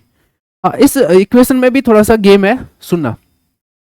ये इक्वेशन इसलिए फेमस है कि ये तो वेव पैरामीटर है, हाँ ना बोलिए, और ये पार्टिकल का मतलब पार्टिकल नेचर का पैरामीटर है। मोमेंटम पार्टिकल है, मूविंग पार्टिकल के लिए momentum p equal to m v define करोगे नहीं करोगे, ये तो पार्टिकल नेचर को डिनोट करता है, या पार्टिकल नेचर का पैरामीटर है, और ये वेव नेचर को इंडिकेट करता है। और ये इक्वेशन दोनों नेचर्स को कनेक्ट करती है, इसलिए फेमस इक्वेशन है lambda equal to H upon p. Sir क्या उन्होंने ये जो वेव है कैसी दिखती है ये भी बताया था? हाथ खड़े करके बोला, अपने को ये नहीं पता कि कैसी है, लेकिन होती है। मुझे नहीं पता कि ये कैसी है, लेकिन होती है। लोगों का सीधा सीधा क्वेश्चन आएगा, तुमको गाली देके, तुमको वेव पता नहीं है और तुम इसकी वेवलेंथ बता रहे हो, कहां से कैसे? बस सीधी सी बात है, पूछेंगे ना यार वेवलेंथ क्या होती है, तुम पता है ना, दो मैक्सिमाज के बीच में, दो सक्सेसिव मैक्सिमाज के बीच में, या दो सक्सेसिव मिनिमाज के बीच में डिस्टेंस है। तुमको वेव पता ही नहीं कि कैसी है, और तुमने वेवलेंथ बता रखी है किसी को कि वेवलेंथ ये होगी। पूछे तो गा ना यार अगला बंदा कि वेव पता नहीं है तेरे को, भाई तू वेवलेंथ बता रहा है यार, कैसे बता रहा है? तब उसने क्या बोला, मतलब अगर किसी कोई पूछे तुमसे कि मैथमेटिकल वर्जन था डी ब्रोगली का, वो उसने कैसे दिया जब उसको वेव पता ही नहीं थी? तो सोचो कैसे दिया होगा। बोला जिधर जैसा उधर होता ना, ऐसा ही इधर होगा। उधर कैसा होता है बताता हूं बेटा, उधर कैसा होता है, रेडिएशन मतलब फोटोन। ठीक है, फोटोन के लिए E इक्वल टू क्या होता है, एच न्यू, और आप ऐसे बोल सकते हैं h c by lambda. Yes, आपको पता होगा E इक्वल टू पीसी भी होता है। फोटोन मासलेस है, मासलेस पार्टिकल है, कल ही पढ़ा है आपने, मासलेस पार्टिकल है तो E इक्वल टू पीसी होता है। आना बोलिए। तो अभी मोमेंटम क्या हुआ उसके लिए, सी से सी कटेगा तो P इक्वल टू क्या हुआ, एच बाई लैम्डा, या लैम्डा क्या हुआ, एच अपॉन पी। उसके लिए जो होता है ना, इसके लिए भी ऐसा ही होगा। ढूंढ लो जैसे भी तुम्हें ढूंढा जाए। बाद में वेरीफाई हुआ डेविसन एंड जर्मर एक्सपेरिमेंट के थ्रू कि डी ब्रोगली की जो इक्वेशन है एकदम सही है, मैटर वेव सच में एग्जिस्ट करते हैं। कैसे देखा डेविसन जर्मर ने, डिफ्रैक्शन एक्सपेरिमेंट किया इलेक्ट्रॉन के साथ में। इलेक्ट्रॉन एक मैटर पार्टिकल है, इसको तेज भगाया, तो तेज भगाया तो वेव इसके साथ हो सकती है, तो इसका डिफ्रैक्शन करा के देखा। भाई साहब जैसे ईएम वेव्स के साथ डिफ्रैक्शन होता है ना, एक्सरेज के साथ में, एक्सरेज ईएम वेव्स है उनके साथ डिफ्रैक्शन होता है, वैसा ही इनके साथ हुआ इलेक्ट्रॉन वेव्स के साथ में। सबकी आंखें यूं हो गई, सच में एग्जिस्ट करती है, डी ब्रोगली जो बोल रहा है वो सही है। ये था भाई साहब ऐतिहासिक क्षण था उस टाइम में। ठीक है, उस दौर में जब तक डेविसन जर्मर ने 1928 में किया था उसने प्रूव, तो 1928 तो बहुत दूर है, उसने तो 1923 में देर की, 5 साल बाद एक्सपेरिमेंटल वेरिफिकेशन हुआ है। 1928 में नहीं तो 1924-25 का थोड़ा एंड होगा, मतलब 1-2 साल बाद हुआ है एक्सपेरिमेंट, जब उसको लोगों ने सीरियस लिया। लोगों ने सीरियस कब लिया डी ब्रोगली को? पहले तो लात मार के भगाई दिया था, सीरियस लिया इस कांड के बाद जो आपने लिख रखा है, इस कांड के बाद में D Broglie's interpretation of bore quantization condition. ये कांड क्यों इंपॉर्टेंट है सुनना। बोर की क्वांटाइजेशन कंडीशन बोर ने कैसे दी थी? तुक्केबाजी में। अपनी बात हुई है, हाँ ना बोलो बेटा, ऐसे ध्यान इधर रख। हुई है अपनी बात, ऐसी इंपेरिकली दी थी उसने, मतलब कोई एक्सपेरिमेंटल जस्टिफिकेशन ऐसा कुछ नहीं था, वैसे ऐसे ही पेल दिया। क्वांटाइजेशन लाना था, एनर्जी को क्वांटाइज लाना था, एनर्जी लेवल्स क्वांटाइज लाने थे, इसलिए सेट करा दी। क्यों सेट करा दी? और प्लैंक के क्वांटाइजेशन लॉ से इंस्पायर होके करा दी। आए ना, इतनी सी तो बात है। इसने बोला, बोर ने बोला कि अगर तुम मेरी बात को सच मान लो तो ये अपने आप आ रही है, मेरी बात से अपने आप आ रही है। मैं एक बार दिखाता हूं, उसके बाद आपसे बात करता हूं। तुम्हें एक बार मैं बोर क्वांटाइजेशन कंडीशन बताता हूं क्या थी। सर ये थी, सबको याद है बेटा? मैं आपको डी ब्रोगली का इंटरप्रिटेशन बताता हूं कि क्या था इसको लेके। डी ब्रोगली ने बोला, बस वैसे ही बता रहा हूं, ये लिखेंगे नहीं अपन, ठीक है? कि आपके ना इलेक्ट्रॉन, आपने बोल रहे हो ना कि बोर थ्योरी में इलेक्ट्रॉन सर्कुलर ऑर्बिट में चक्कर लगा रहा है न्यूक्लियस के अबाउट, यही बोल रहे हो ना आप? बोर ने यही बोला ना? है ना? बोलते रहिए, मेरे साथ साथ चलते हैं। हाँ सर, यही बोला है। तो बोला तुम इसको पार्टिकल समझ रहे हो ना, यही गलती कर रहे हो। तुम इसको वेव बोलो एक बार के लिए, वेव बोलो। और वेव भी कैसी? Stationary wave. अभी के लिए स्टेशनरी वेव जब सर्कुलर ऑर्बिट में है। स्टेशनरी क्यों? मतलब तुमने बोला था ना कि इसकी एनर्जी इस ऑर्बिट में कांस्टेंट रहनी चाहिए, तो स्टेशनरी वेव का ही एनर्जी कांस्टेंट होता है, इसलिए उनका नाम स्टेशनरी होता है। तुम्हें इतना पता होगा शायद, स्टेशनरी वेव्स का एनर्जी कांस्टेंट रहता है। आइडिया है थोड़ा बहुत? हाँ ना बोलते रहिए, गर्दन मुंडी नीचे करिए। होता है सर, स्टेशनरी वेव्स का एनर्जी कांस्टेंट होता है। क्यों होता है वो भी समझाएंगे आपको, ठीक है? तो अगर यहाँ पे इसके साथ वेव्स एसोसिएटेड है और साथ साथ में वेव स्टेशनरी है। वेव स्टेशनरी का मतलब क्या है, मैं एक बार पहले आपको तो थोड़ा समझाता हूँ, चित्र अनुसार समझाता हूँ, ठीक है? वेव स्टेशनरी का मतलब ये है कि जैसे ये जो वेव है, अगर ऐसे वेव आए ये ऐसे, तो ये जब वापस है ना अपने पाथ को रिपीट करे, ऐसे ऐसे वेव अगर चल रही है ना तो अपने पाथ को रिपीट करे। मैं एक बार करके दिखाता हूँ, एक मिनट यार, एक मिनट गाइस। जैसे यहां शुरू हुई, नीचे गई, ये ऐसे गई, ऐसे जाए, ऐसे जाए। अरे यार वापस यहां आना चाहिए। एक बार मैं थोड़ा यहां से गड़बड़ कर दिया ना मामला, दोबारा लाता हूँ। इसको भी हटाओ थोड़ा, एक जहां से जिस पॉइंट से स्टार्ट किया ना वहीं पे आनी चाहिए। आ जाएगी क्या? लाऊंगा इस बार, ना भी आई तो आ गई। एक, दो, तीन, हाँ, ये एक वेवलेंथ है। अब ये भी सुनना है, वापस आने का सेंस क्या है? वापस आने का सेंस ये है कि अब आप ये चलती रहेगी, चलती रहेगी, तो ये ऐसे ही चलती रहेगी हमेशा। हाँ ना बोलिए। आप कभी भी इसको देखने आओगे ना तो ऐसे ही दिखेगी आपको। स्टेशनरी का इसलिए तो इसका नाम स्टेशनरी है कि एक जगह खड़ी भी दिखेगी तुमको।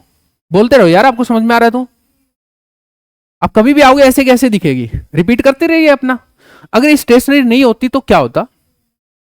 स्टेशनरी नहीं होती ना तो देखिए क्या होता, ये आपका सर्कुलर ऑर्बिट। अब फिर एनर्जी कांस्टेंट नहीं रह पाती। अभी एनर्जी कांस्टेंट है क्योंकि वैसी वैसी परमानेंट।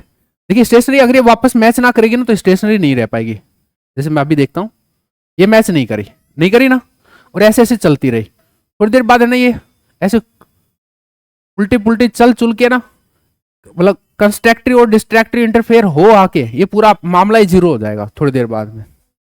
तो जीरो, वेव जीरो मतलब नो इलेक्ट्रॉन। उसका कहना यह था अगर इलेक्ट्रॉन यहां एग्जिस्ट करता है तो वेव स्टेशनरी होना चाहिए। बात आ रही है सर समझ में? यस और नो बोलो। तो पहली बात इलेक्ट्रॉन के साथ वेव है, दूसरी बात सर्कुलर ऑर्बिट में वो स्टेशनरी वेव है। और स्टेशनरी वेव होने के लिए सुनना अब क्या बोला, ये जो वेव, ये जो पेरीमीटर है, सर्कुलर ऑर्बिट का जो पेरीमीटर है यानी कि 2πr, वो इंटीग्रल मल्टीपल ऑफ लैम्बडा होना चाहिए। जैसे कि इस पर्टिकुलर केस में यहां से शुरू किया था ना, तो ये एक लैम्बडा, ये दो लैम्बडा यहां तक, देखो एक ये नीचे गया, एक यहां तक आया, ठीक है, एक लैम्बडा। एक ये नीचे से गया और ये दोबारा आया, दो लैम्बडा, फिर ये नीचे गया, ये वापस आया, तीन लैम्बडा। ये n इक्वल टू 3 का केस है एक्चुअली, ठीक है। ये n इक्वल टू 3 वाली जो सर्कुलर ऑर्बिट है वो बना दी मैंने। तो उसने बोला कि 2πr है वो n लैम्बडा होना चाहिए। अगर ऐसा होगा ना तभी ये स्टेशनरी बन पाएगी, अदरवाइज बन नहीं पाएगी। वो तुम आप समझ रहे हो, ये कंडीशन होल्ड करनी चाहिए।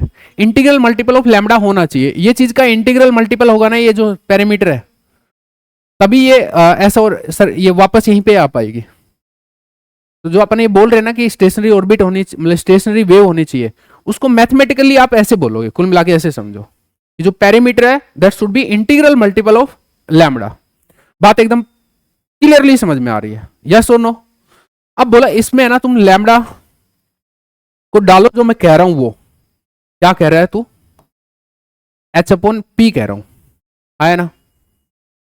आप शायद बात भूल गए कि पी का मतलब एम भी होता है। बिल्कुल बेटा जी, मान लिया आपकी बात। एम वी आर और एन और एच अपॉन 2 पाई, रीएडजस्टमेंट चला।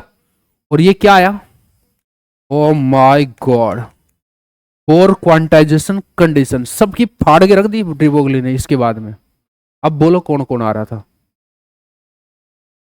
उसके तुम्हारे बाप दादाओं को पता नहीं था, वो चीज बताई है मैंने। बोल रहे, उसने बोला डी ब्रोगली ने बड़ी महफिल में, और बाप दादा को समझ नहीं आ रहा था ना कि एनर्जी कांस्टेंट कैसे रह रही है, एक्सेलरेटेड होने के बावजूद भी वो सिर्फ और सिर्फ ऐसे ही रह सकती है जैसे मैं बोल रहा हूं। और तुम्हारे पास कोई एक्सप्लेनेशन है तो आ जाओ ग्राउंड में। बात सही थी एकदम उसकी, आ जाओ ग्राउंड में, किसी के पास कुछ भी है तो। नहीं है, एक्सेलरेटेड है तो रेडिएशन अमिट करेगा, गिरेगा ही गिरेगा। और गिर तो नहीं रहा, यह बात तो परम सत्य है। अगर परम सत्य है गिर नहीं रहा, तो फिर मेरी बात माननी पड़ेगी कि इलेक्ट्रॉन के साथ वेव है। जब तक तुम्हें कुछ ढंग का नहीं मिलता, इतने तो माननी ही पड़ेगी। जब जाके थीसिस सबमिट हुई थी उसकी, नहीं तो फेंक दिया था ऐसे थीसिस को, बस आ जाते मुंह उठा गए। अब की बार उसने रिस्पॉन्ड किया था। आया क्या समझ में? मजा आया तुमको थोड़ा सुनने में? हकीकत है, कभी तुम सोच रहे हो कि इंटरटेनमेंट प्रोड्यूस कर दिया क्लास में, ऐसा घंटा कुछ नहीं है। हकीकत है ऐसा ही हुआ था उधर में। मजा आ गया सर। लिखो बेटा। लेकिन लिखेंगे क्या आप? मैं कुछ लाइन लिखवाया नहीं मैंने। मैं कहूंगा कि आपको वैसे देखो, लिखने की तो सिर्फ यही चीज है एक, ठीक है, बट थोड़ा शब्द नहीं होंगे तो आप भविष्य में बात नहीं कर पाओगे दोबारा, है ना, ढंग से। तो मैं कहूंगा एक बार तो आप डी ब्रोगली हाइपोथेसिस के ऊपर बात कर लो, इतना सा लिख लो। आपको थोड़ा आइडिया तो है ही कि डी ब्रोगली हाइपोथेसिस क्या है, थोड़ा ये लिख लो। थोड़ा सा जो कमियां थी वो दूर हो जाएंगी आपकी। लिख लो बेटा। तो पहला टॉपिक क्या डालोगे आप? De Broglie hypothesis. और बेसिस क्या था उसका? Nature loves symmetry. De Broglie, हालांकि डी छोटा होता है बट मैं बड़ा लिखने की आदत है मेरे को, ठीक है। डी ब्रोगली हाइपोथेसिस बेटा आपको साल भी लिखना चाहिए, साल के तो मजे आए ना। ये कभी जब क्वांटम पढ़ोगे ना आप, जब इस ड्यूरेशन की बात होगी, इस ड्यूरेशन की बात होगी 1900 से 1925 की, आपको बड़ा मजा आएगा, इंटरेस्टिंग लगेगा कि यार क्या क्या गुंडागर्दी हुई है उधर में। चलो, बेसिस क्या था इसके देने के पीछे? Nature loves symmetry. Wow, what A statement यार, क्या यूज किया है। और ये फिर उसने पूरा पिक्चर बता दिया कि ये ऐसे है। मैथमेटिकल वर्जन कहां से दिया बेटा? यहां से दिया। ये बात ऐसे कैसे लिखना, इधर में ये जो चीज थी यहां से उठा के ऐसे दिया। ये कहां से उठाया उसने? बिना वेव कहां से लिया है वेवलेंथ?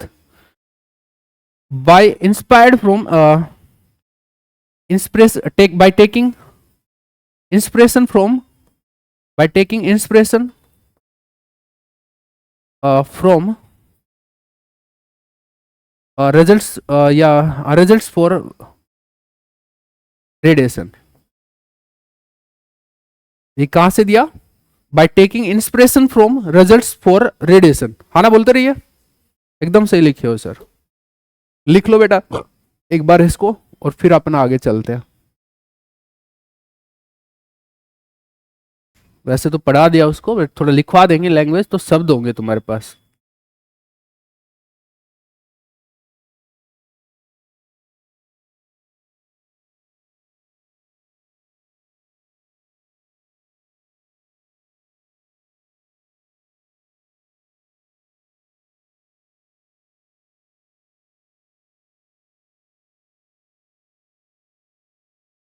बोर मॉडल कब आया था? 1913 में।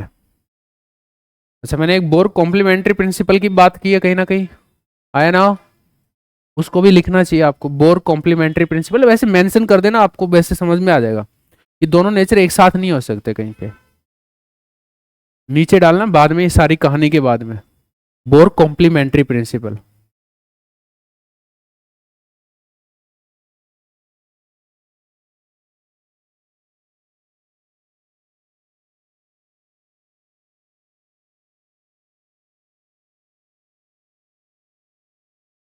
एक बार बेटा गूगल और कर लेना, ये बोर का ही है क्या या किसी और का है?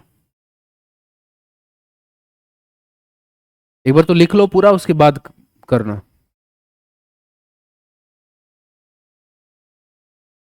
वो प्लीज मेरी भावनाओं पे जाए, जब मैंने ये पढ़ाया ना, तो जो मेरे इमोशंस थे उन पे जाए आप। शब्द छोटे पड़ रहे हैं उनको, यहाँ पे अपन उस वे में लिख नहीं पाए हैं। भावना एकदम प्योर थी उस टाइम, ऐसा कैसा हुआ था बेचारे के साथ में। उसकी भी गलती नहीं है, लोगों की भी गलती नहीं है। हिस्ट्री वाला कोई बालक तुम्हारे सामने बकवास करे, तुम भी ऐसे ही पेलोगे बेचारे को। हाँ है ना? लिख लिया बेटा सारा? हाँ ऊपर का लिखना है। वो क्या है वो भी ढंग से समझना है। फोटोन के लिए वेवलेंथ है वो, वेवलेंथ फॉर फोटोन। आप हेडिंग भी डाल सकते हो उसके लिए। वेवलेंथ फॉर फोटोन ऐसे था, उससे इंस्पायर होकर मैटर वेव्स के लिए वेवलेंथ का ये फॉर्मूला दिया। ये जो फॉर्मूला इधर जो लिखा है वो मैटर वेव्स के लिए है। और ये जो रिलेशन है वेव नेचर और पार्टिकल नेचर को कनेक्ट करता है, इसलिए थोड़ा फेमस है। Lambda equal to H upon P, क्योंकि वेव पैरामीटर और पार्टिकल पैरामीटर है, दोनों ही है यहाँ पे।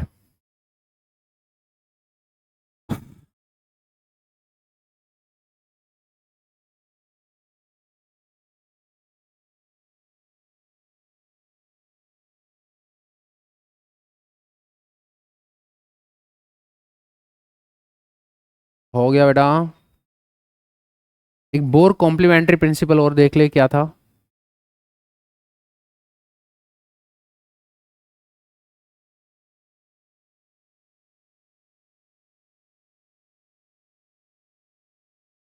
वेव पैरामीटर लिख दो इसको, या वेव नेचर को इंडिकेट करता है ऐसे लिख दो।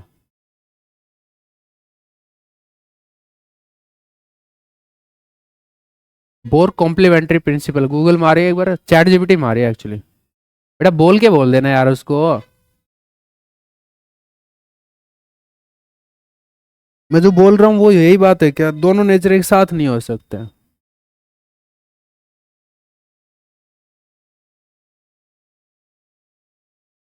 यार दुश्मनों कुछ आया है?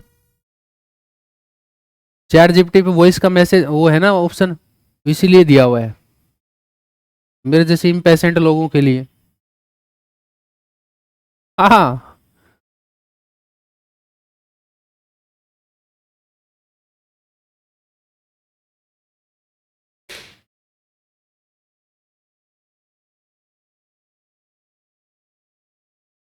क्या क्या हो रहा है बेटा, कुछ बताओगे?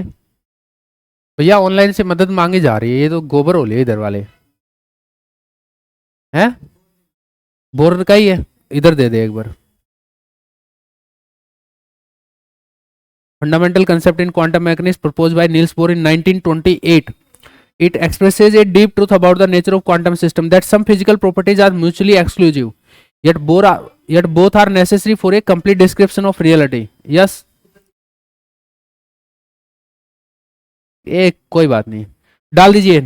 बोर कॉम्प्लीमेंट्री प्रिंसिपल डाल दीजिए। ये दोनों एस्पेक्ट्स, यानी कि wave aspect and particle aspect, दोनों एक ही एक्सपेरिमेंट में एक साथ नहीं हो सकते। ठीक है, दोनों नेचर एक साथ नहीं हो सकते, इसलिए आप कभी एंड मत लगाना, ये ध्यान रखना मेरी बात का। ठीक है, बोलो डाल दिया। Both nature won't be at the same time, both kinds of nature या both nature won't exist at the same time in an experiment, ऐसे लिखना आपको पूरा।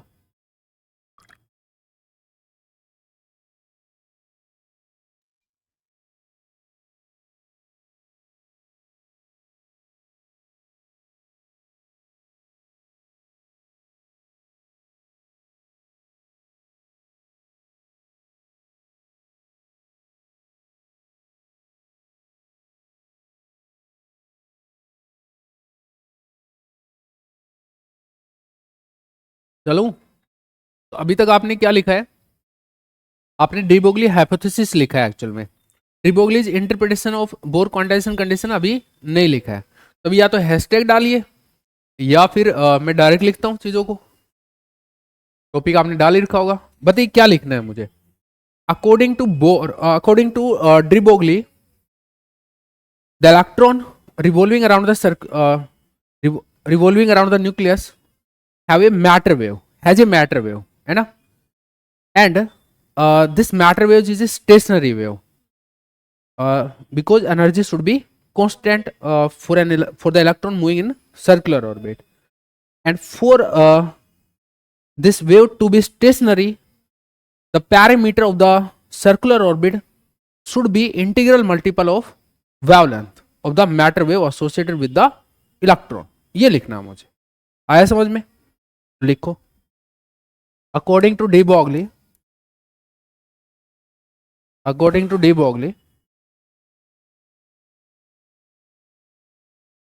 there is an associated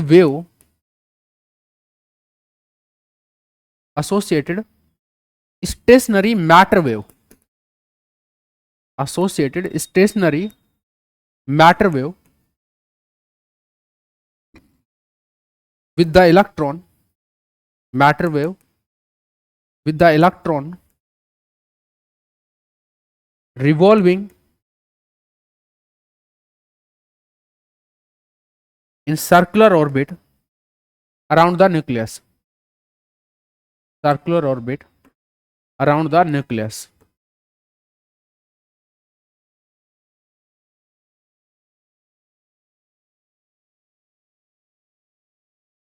According to de Broglie, there is an associated stationary matter wave with the electron revolving in circular orbit around the nucleus. ठीक है? And the perimeter of या फिर and for this wave to be stationary, the perimeter and for this wave to be stationary for this matter wave लिखना, for this matter wave to be stationary,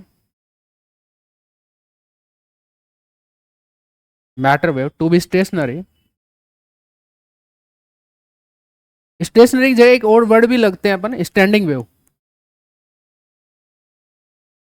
to be stationary, the perimeter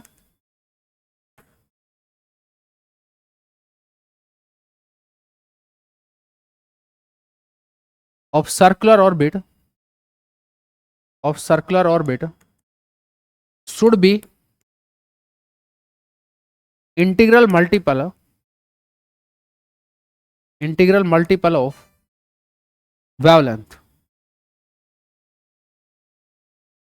of the matter wave.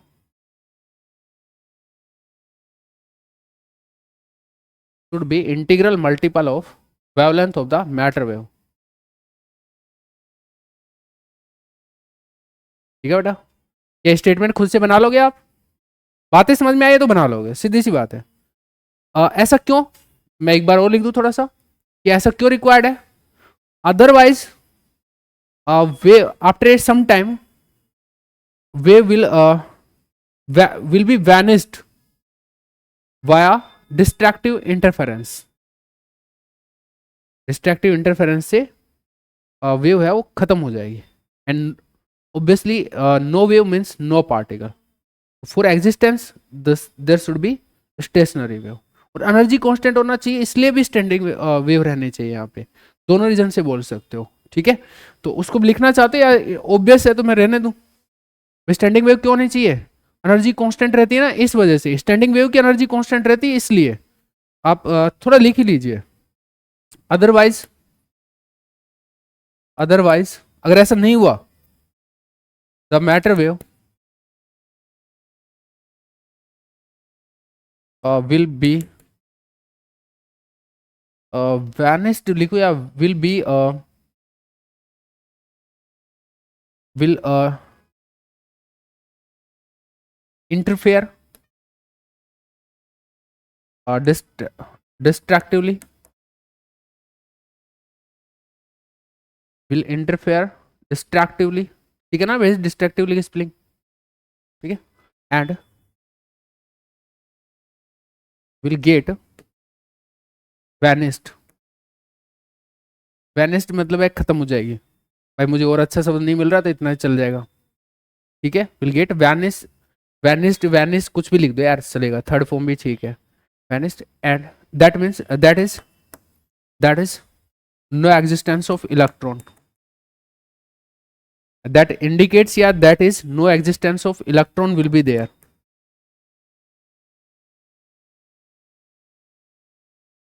ठीक है, but electron अगर exist करता है तो फिर standing wave होना पड़ेगा। ये बेटा मैंने आपको चला के भी दिखाया था, आप भी दिखा दो इसको कि चलाओगे तो फिर ऐसे ऐसे हो जाएगी। ठीक है, एक बार मैथमेटिकली जो पूरी बात बोली है इसका मतलब समझा दें अपन। मैथमेटिकली ये चीज ये है कि जो पैरामीटर है that should be integral multiple of lambda. ठीक है, अगर ऐसा नहीं हुआ तो वेव खत्म हो जाएगी, डिस्ट्रॉय हो जाएगी, पार्टिकल का एग्जिस्टेंस को फिर बोल नहीं पाएगी वो। ठीक है, स्टैंडिंग वेव होने के पीछे एक यहाँ पे और जरूर लिख देना, यहाँ पे standing wave means energy constant. तो वो जो दूसरी बात थी ना कि वो भी प्रूव होगी कि एनर्जी कांस्टेंट वाली जो बात तुमसे एक्सप्लेन नहीं हो रही थी ना, ऑटोमेटिक ही बात एक्सप्लेन हो रही है, उसे इफर्ट ही नहीं लगाने पड़ रहे मेरे को। स्टैंडिंग वेव होगी तो अपने आप ही हो जाएगी। स्टैंडिंग वेव होना जरूरी है अगर पार्टिकल एग्जिस्ट कर रहा है तो, इलेक्ट्रॉन उसी सर्कुलर ऑर्बिट में है तो। ठीक है, इसको फिर आगे वो निकाल दो। पहले उससे पहले ना आप थोड़ा सा अभी भी मैं मतलब अभी क्या बोलते हैं ना, उसको बोर क्वांटाइजेशन कंडीशन को थोड़ा सा लेट लाऊंगा। पहले वो ये बना दो, n=3 के लिए, n=2 के लिए, ऐसा कुछ बनाना चाहो बना दो कि कैसे वहां पे सर्कुलर ऑर्बिट है। जैसे n=3 में ये कैसे हो जाएगी, ये 3 लूप होंगे, ये एक वेवलेंथ का लूप हुआ, एक वेवलेंथ, ये 2, यहाँ से यहाँ तक ये 2, और ये फिर 3, ये 3 n=3 का केस है, ये 2πr=3 लैम्बडा है ये। ऐसे अगर 2 होता तो बेटा यस यस यस यस बन गया बन गया। बहुत गंदा सा बना है, आप बुक में देख लेना ऐसे डायग्राम। बाकी समझ रहे हो थोड़ा सा, यहाँ ऐसे जाए, ऐसे 2 लूप बनाने हैं मेरे को, एक वेवलेंथ और ये फिर दूसरी वेवलेंथ। बुक में देख लेना अब अच्छे से, पर बना लो, ये भी सही है। ये n=2 का केस है। ठीक है, यहाँ पे 2πr=2 लैम्बडा होगा। अगर ये ऐसा नहीं होगा ना, वेव वापस से यहीं पे नहीं आई तो फिर वो डिमनेस हो जाएगी, थोड़ी देर बाद खत्म हो जाएगी। ये होना जरूरी है अगर एग्जिस्ट कर रहा है तो पार्टिकल। नो वेव मतलब no particle. All set guys. तो अभी अपन थोड़ा चलते हैं कि इसमें लैम्बडा को अगर अपन डालें, वेवलेंथ को अपन डालें तो क्या होएगा। यहाँ पे आप लैम्बडा इक्वल टू, क्योंकि लैम्बडा इक्वल टू, मैं आगे बढ़ जाऊँ उस पर, ये बात समझ में आ गई तो। अच्छा, वो डायग्राम और बनाना चाहिए अगर ये नहीं हुआ, 2πr अगर इक्वल टू n लैम्बडा नहीं हुआ तो क्या होगा। तो देखो आप एक बार कोई केस लो, अगर ऐसा कुछ नहीं हुआ ना, जैसा कि शायद अभी नहीं हुआ, ठीक है, ये वेव क्या आगे मेरे से चलती नहीं सही से, ऐसे जब चलेगी नहीं काफी टाइम के लिए तो ये ऐसे ऐसे डिस्ट्रैक्टिव इंटरफेयर होके पूरा जीरो बना देगी इसको पूरे को। ये अपने से ऐसे सही से नहीं बन रही बट पूरा जीरो बन जाएगा ये। No particle will be there, no wave मतलब नो पार्टिकल।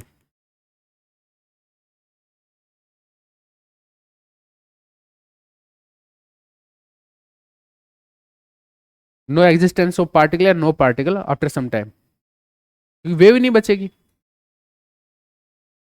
डिस्ट्रैक्टिव इंटरफेयर कर जाएगी। आए ना, चलो सर समझ में आ गया पूरा।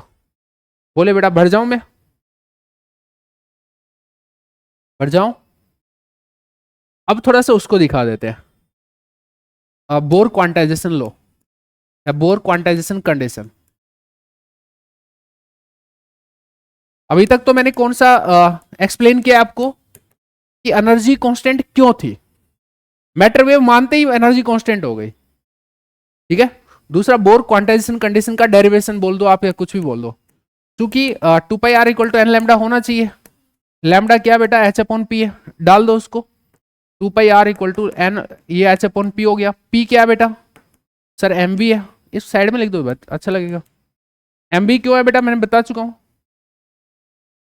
mv होता है और क्या होगा बेटा, इसको रीएडजस्ट कर लो। mvr=nh cut. ओ वाओ, ऐसी वाइब आनी चाहिए। दोनों कीड़े एक साथ मार दिए। अब किसी का बाप है तो दम है तो किसी के बाप में बोल के बताए। डिबोगली ऐसे है एकदम, सिगरेट वो मुंह में लेके, वो नहीं होता वो काला चश्मा लगा के, क्या बोलते हैं उसको,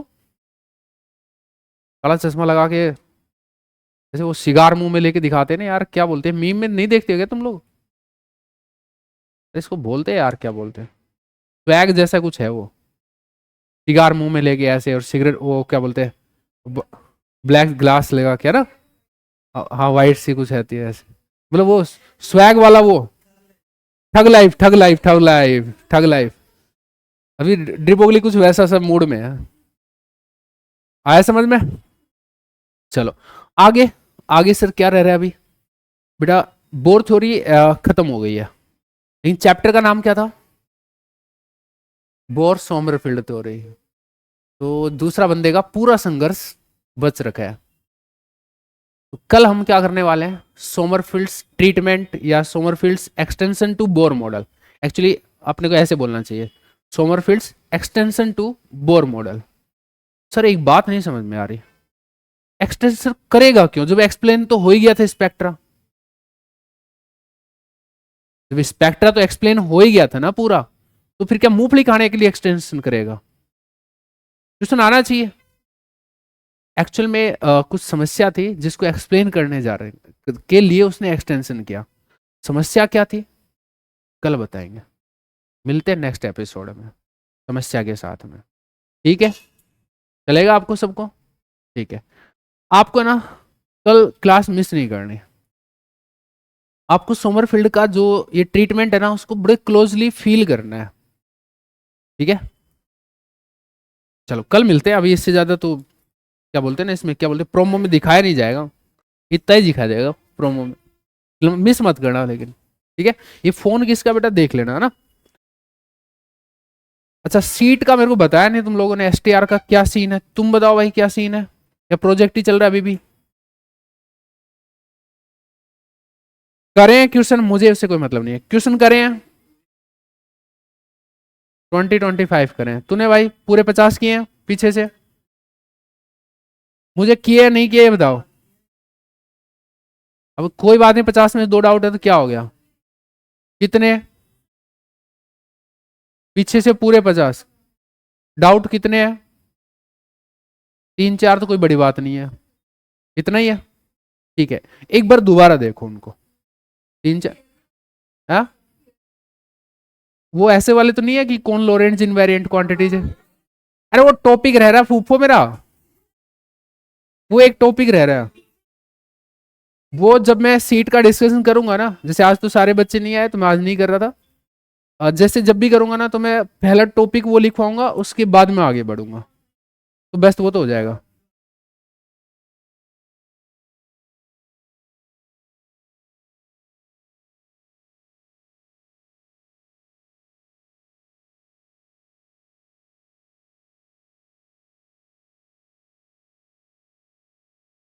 वो मैं बता दूंगा, वो तूने मेरे को भेज दिया, तूने भेजा था ना मेरे को, वो मैं देख लूंगा, कोई दिक्कत नहीं। हालांकि वो मतलब डिस्कस तो हो गया था, करेक्ट भी हो गया था, बस थोड़ा आपको रीडिस्कशन डिमांडेड है वहां पे, कर लेंगे कोई बात नहीं। Okay guys.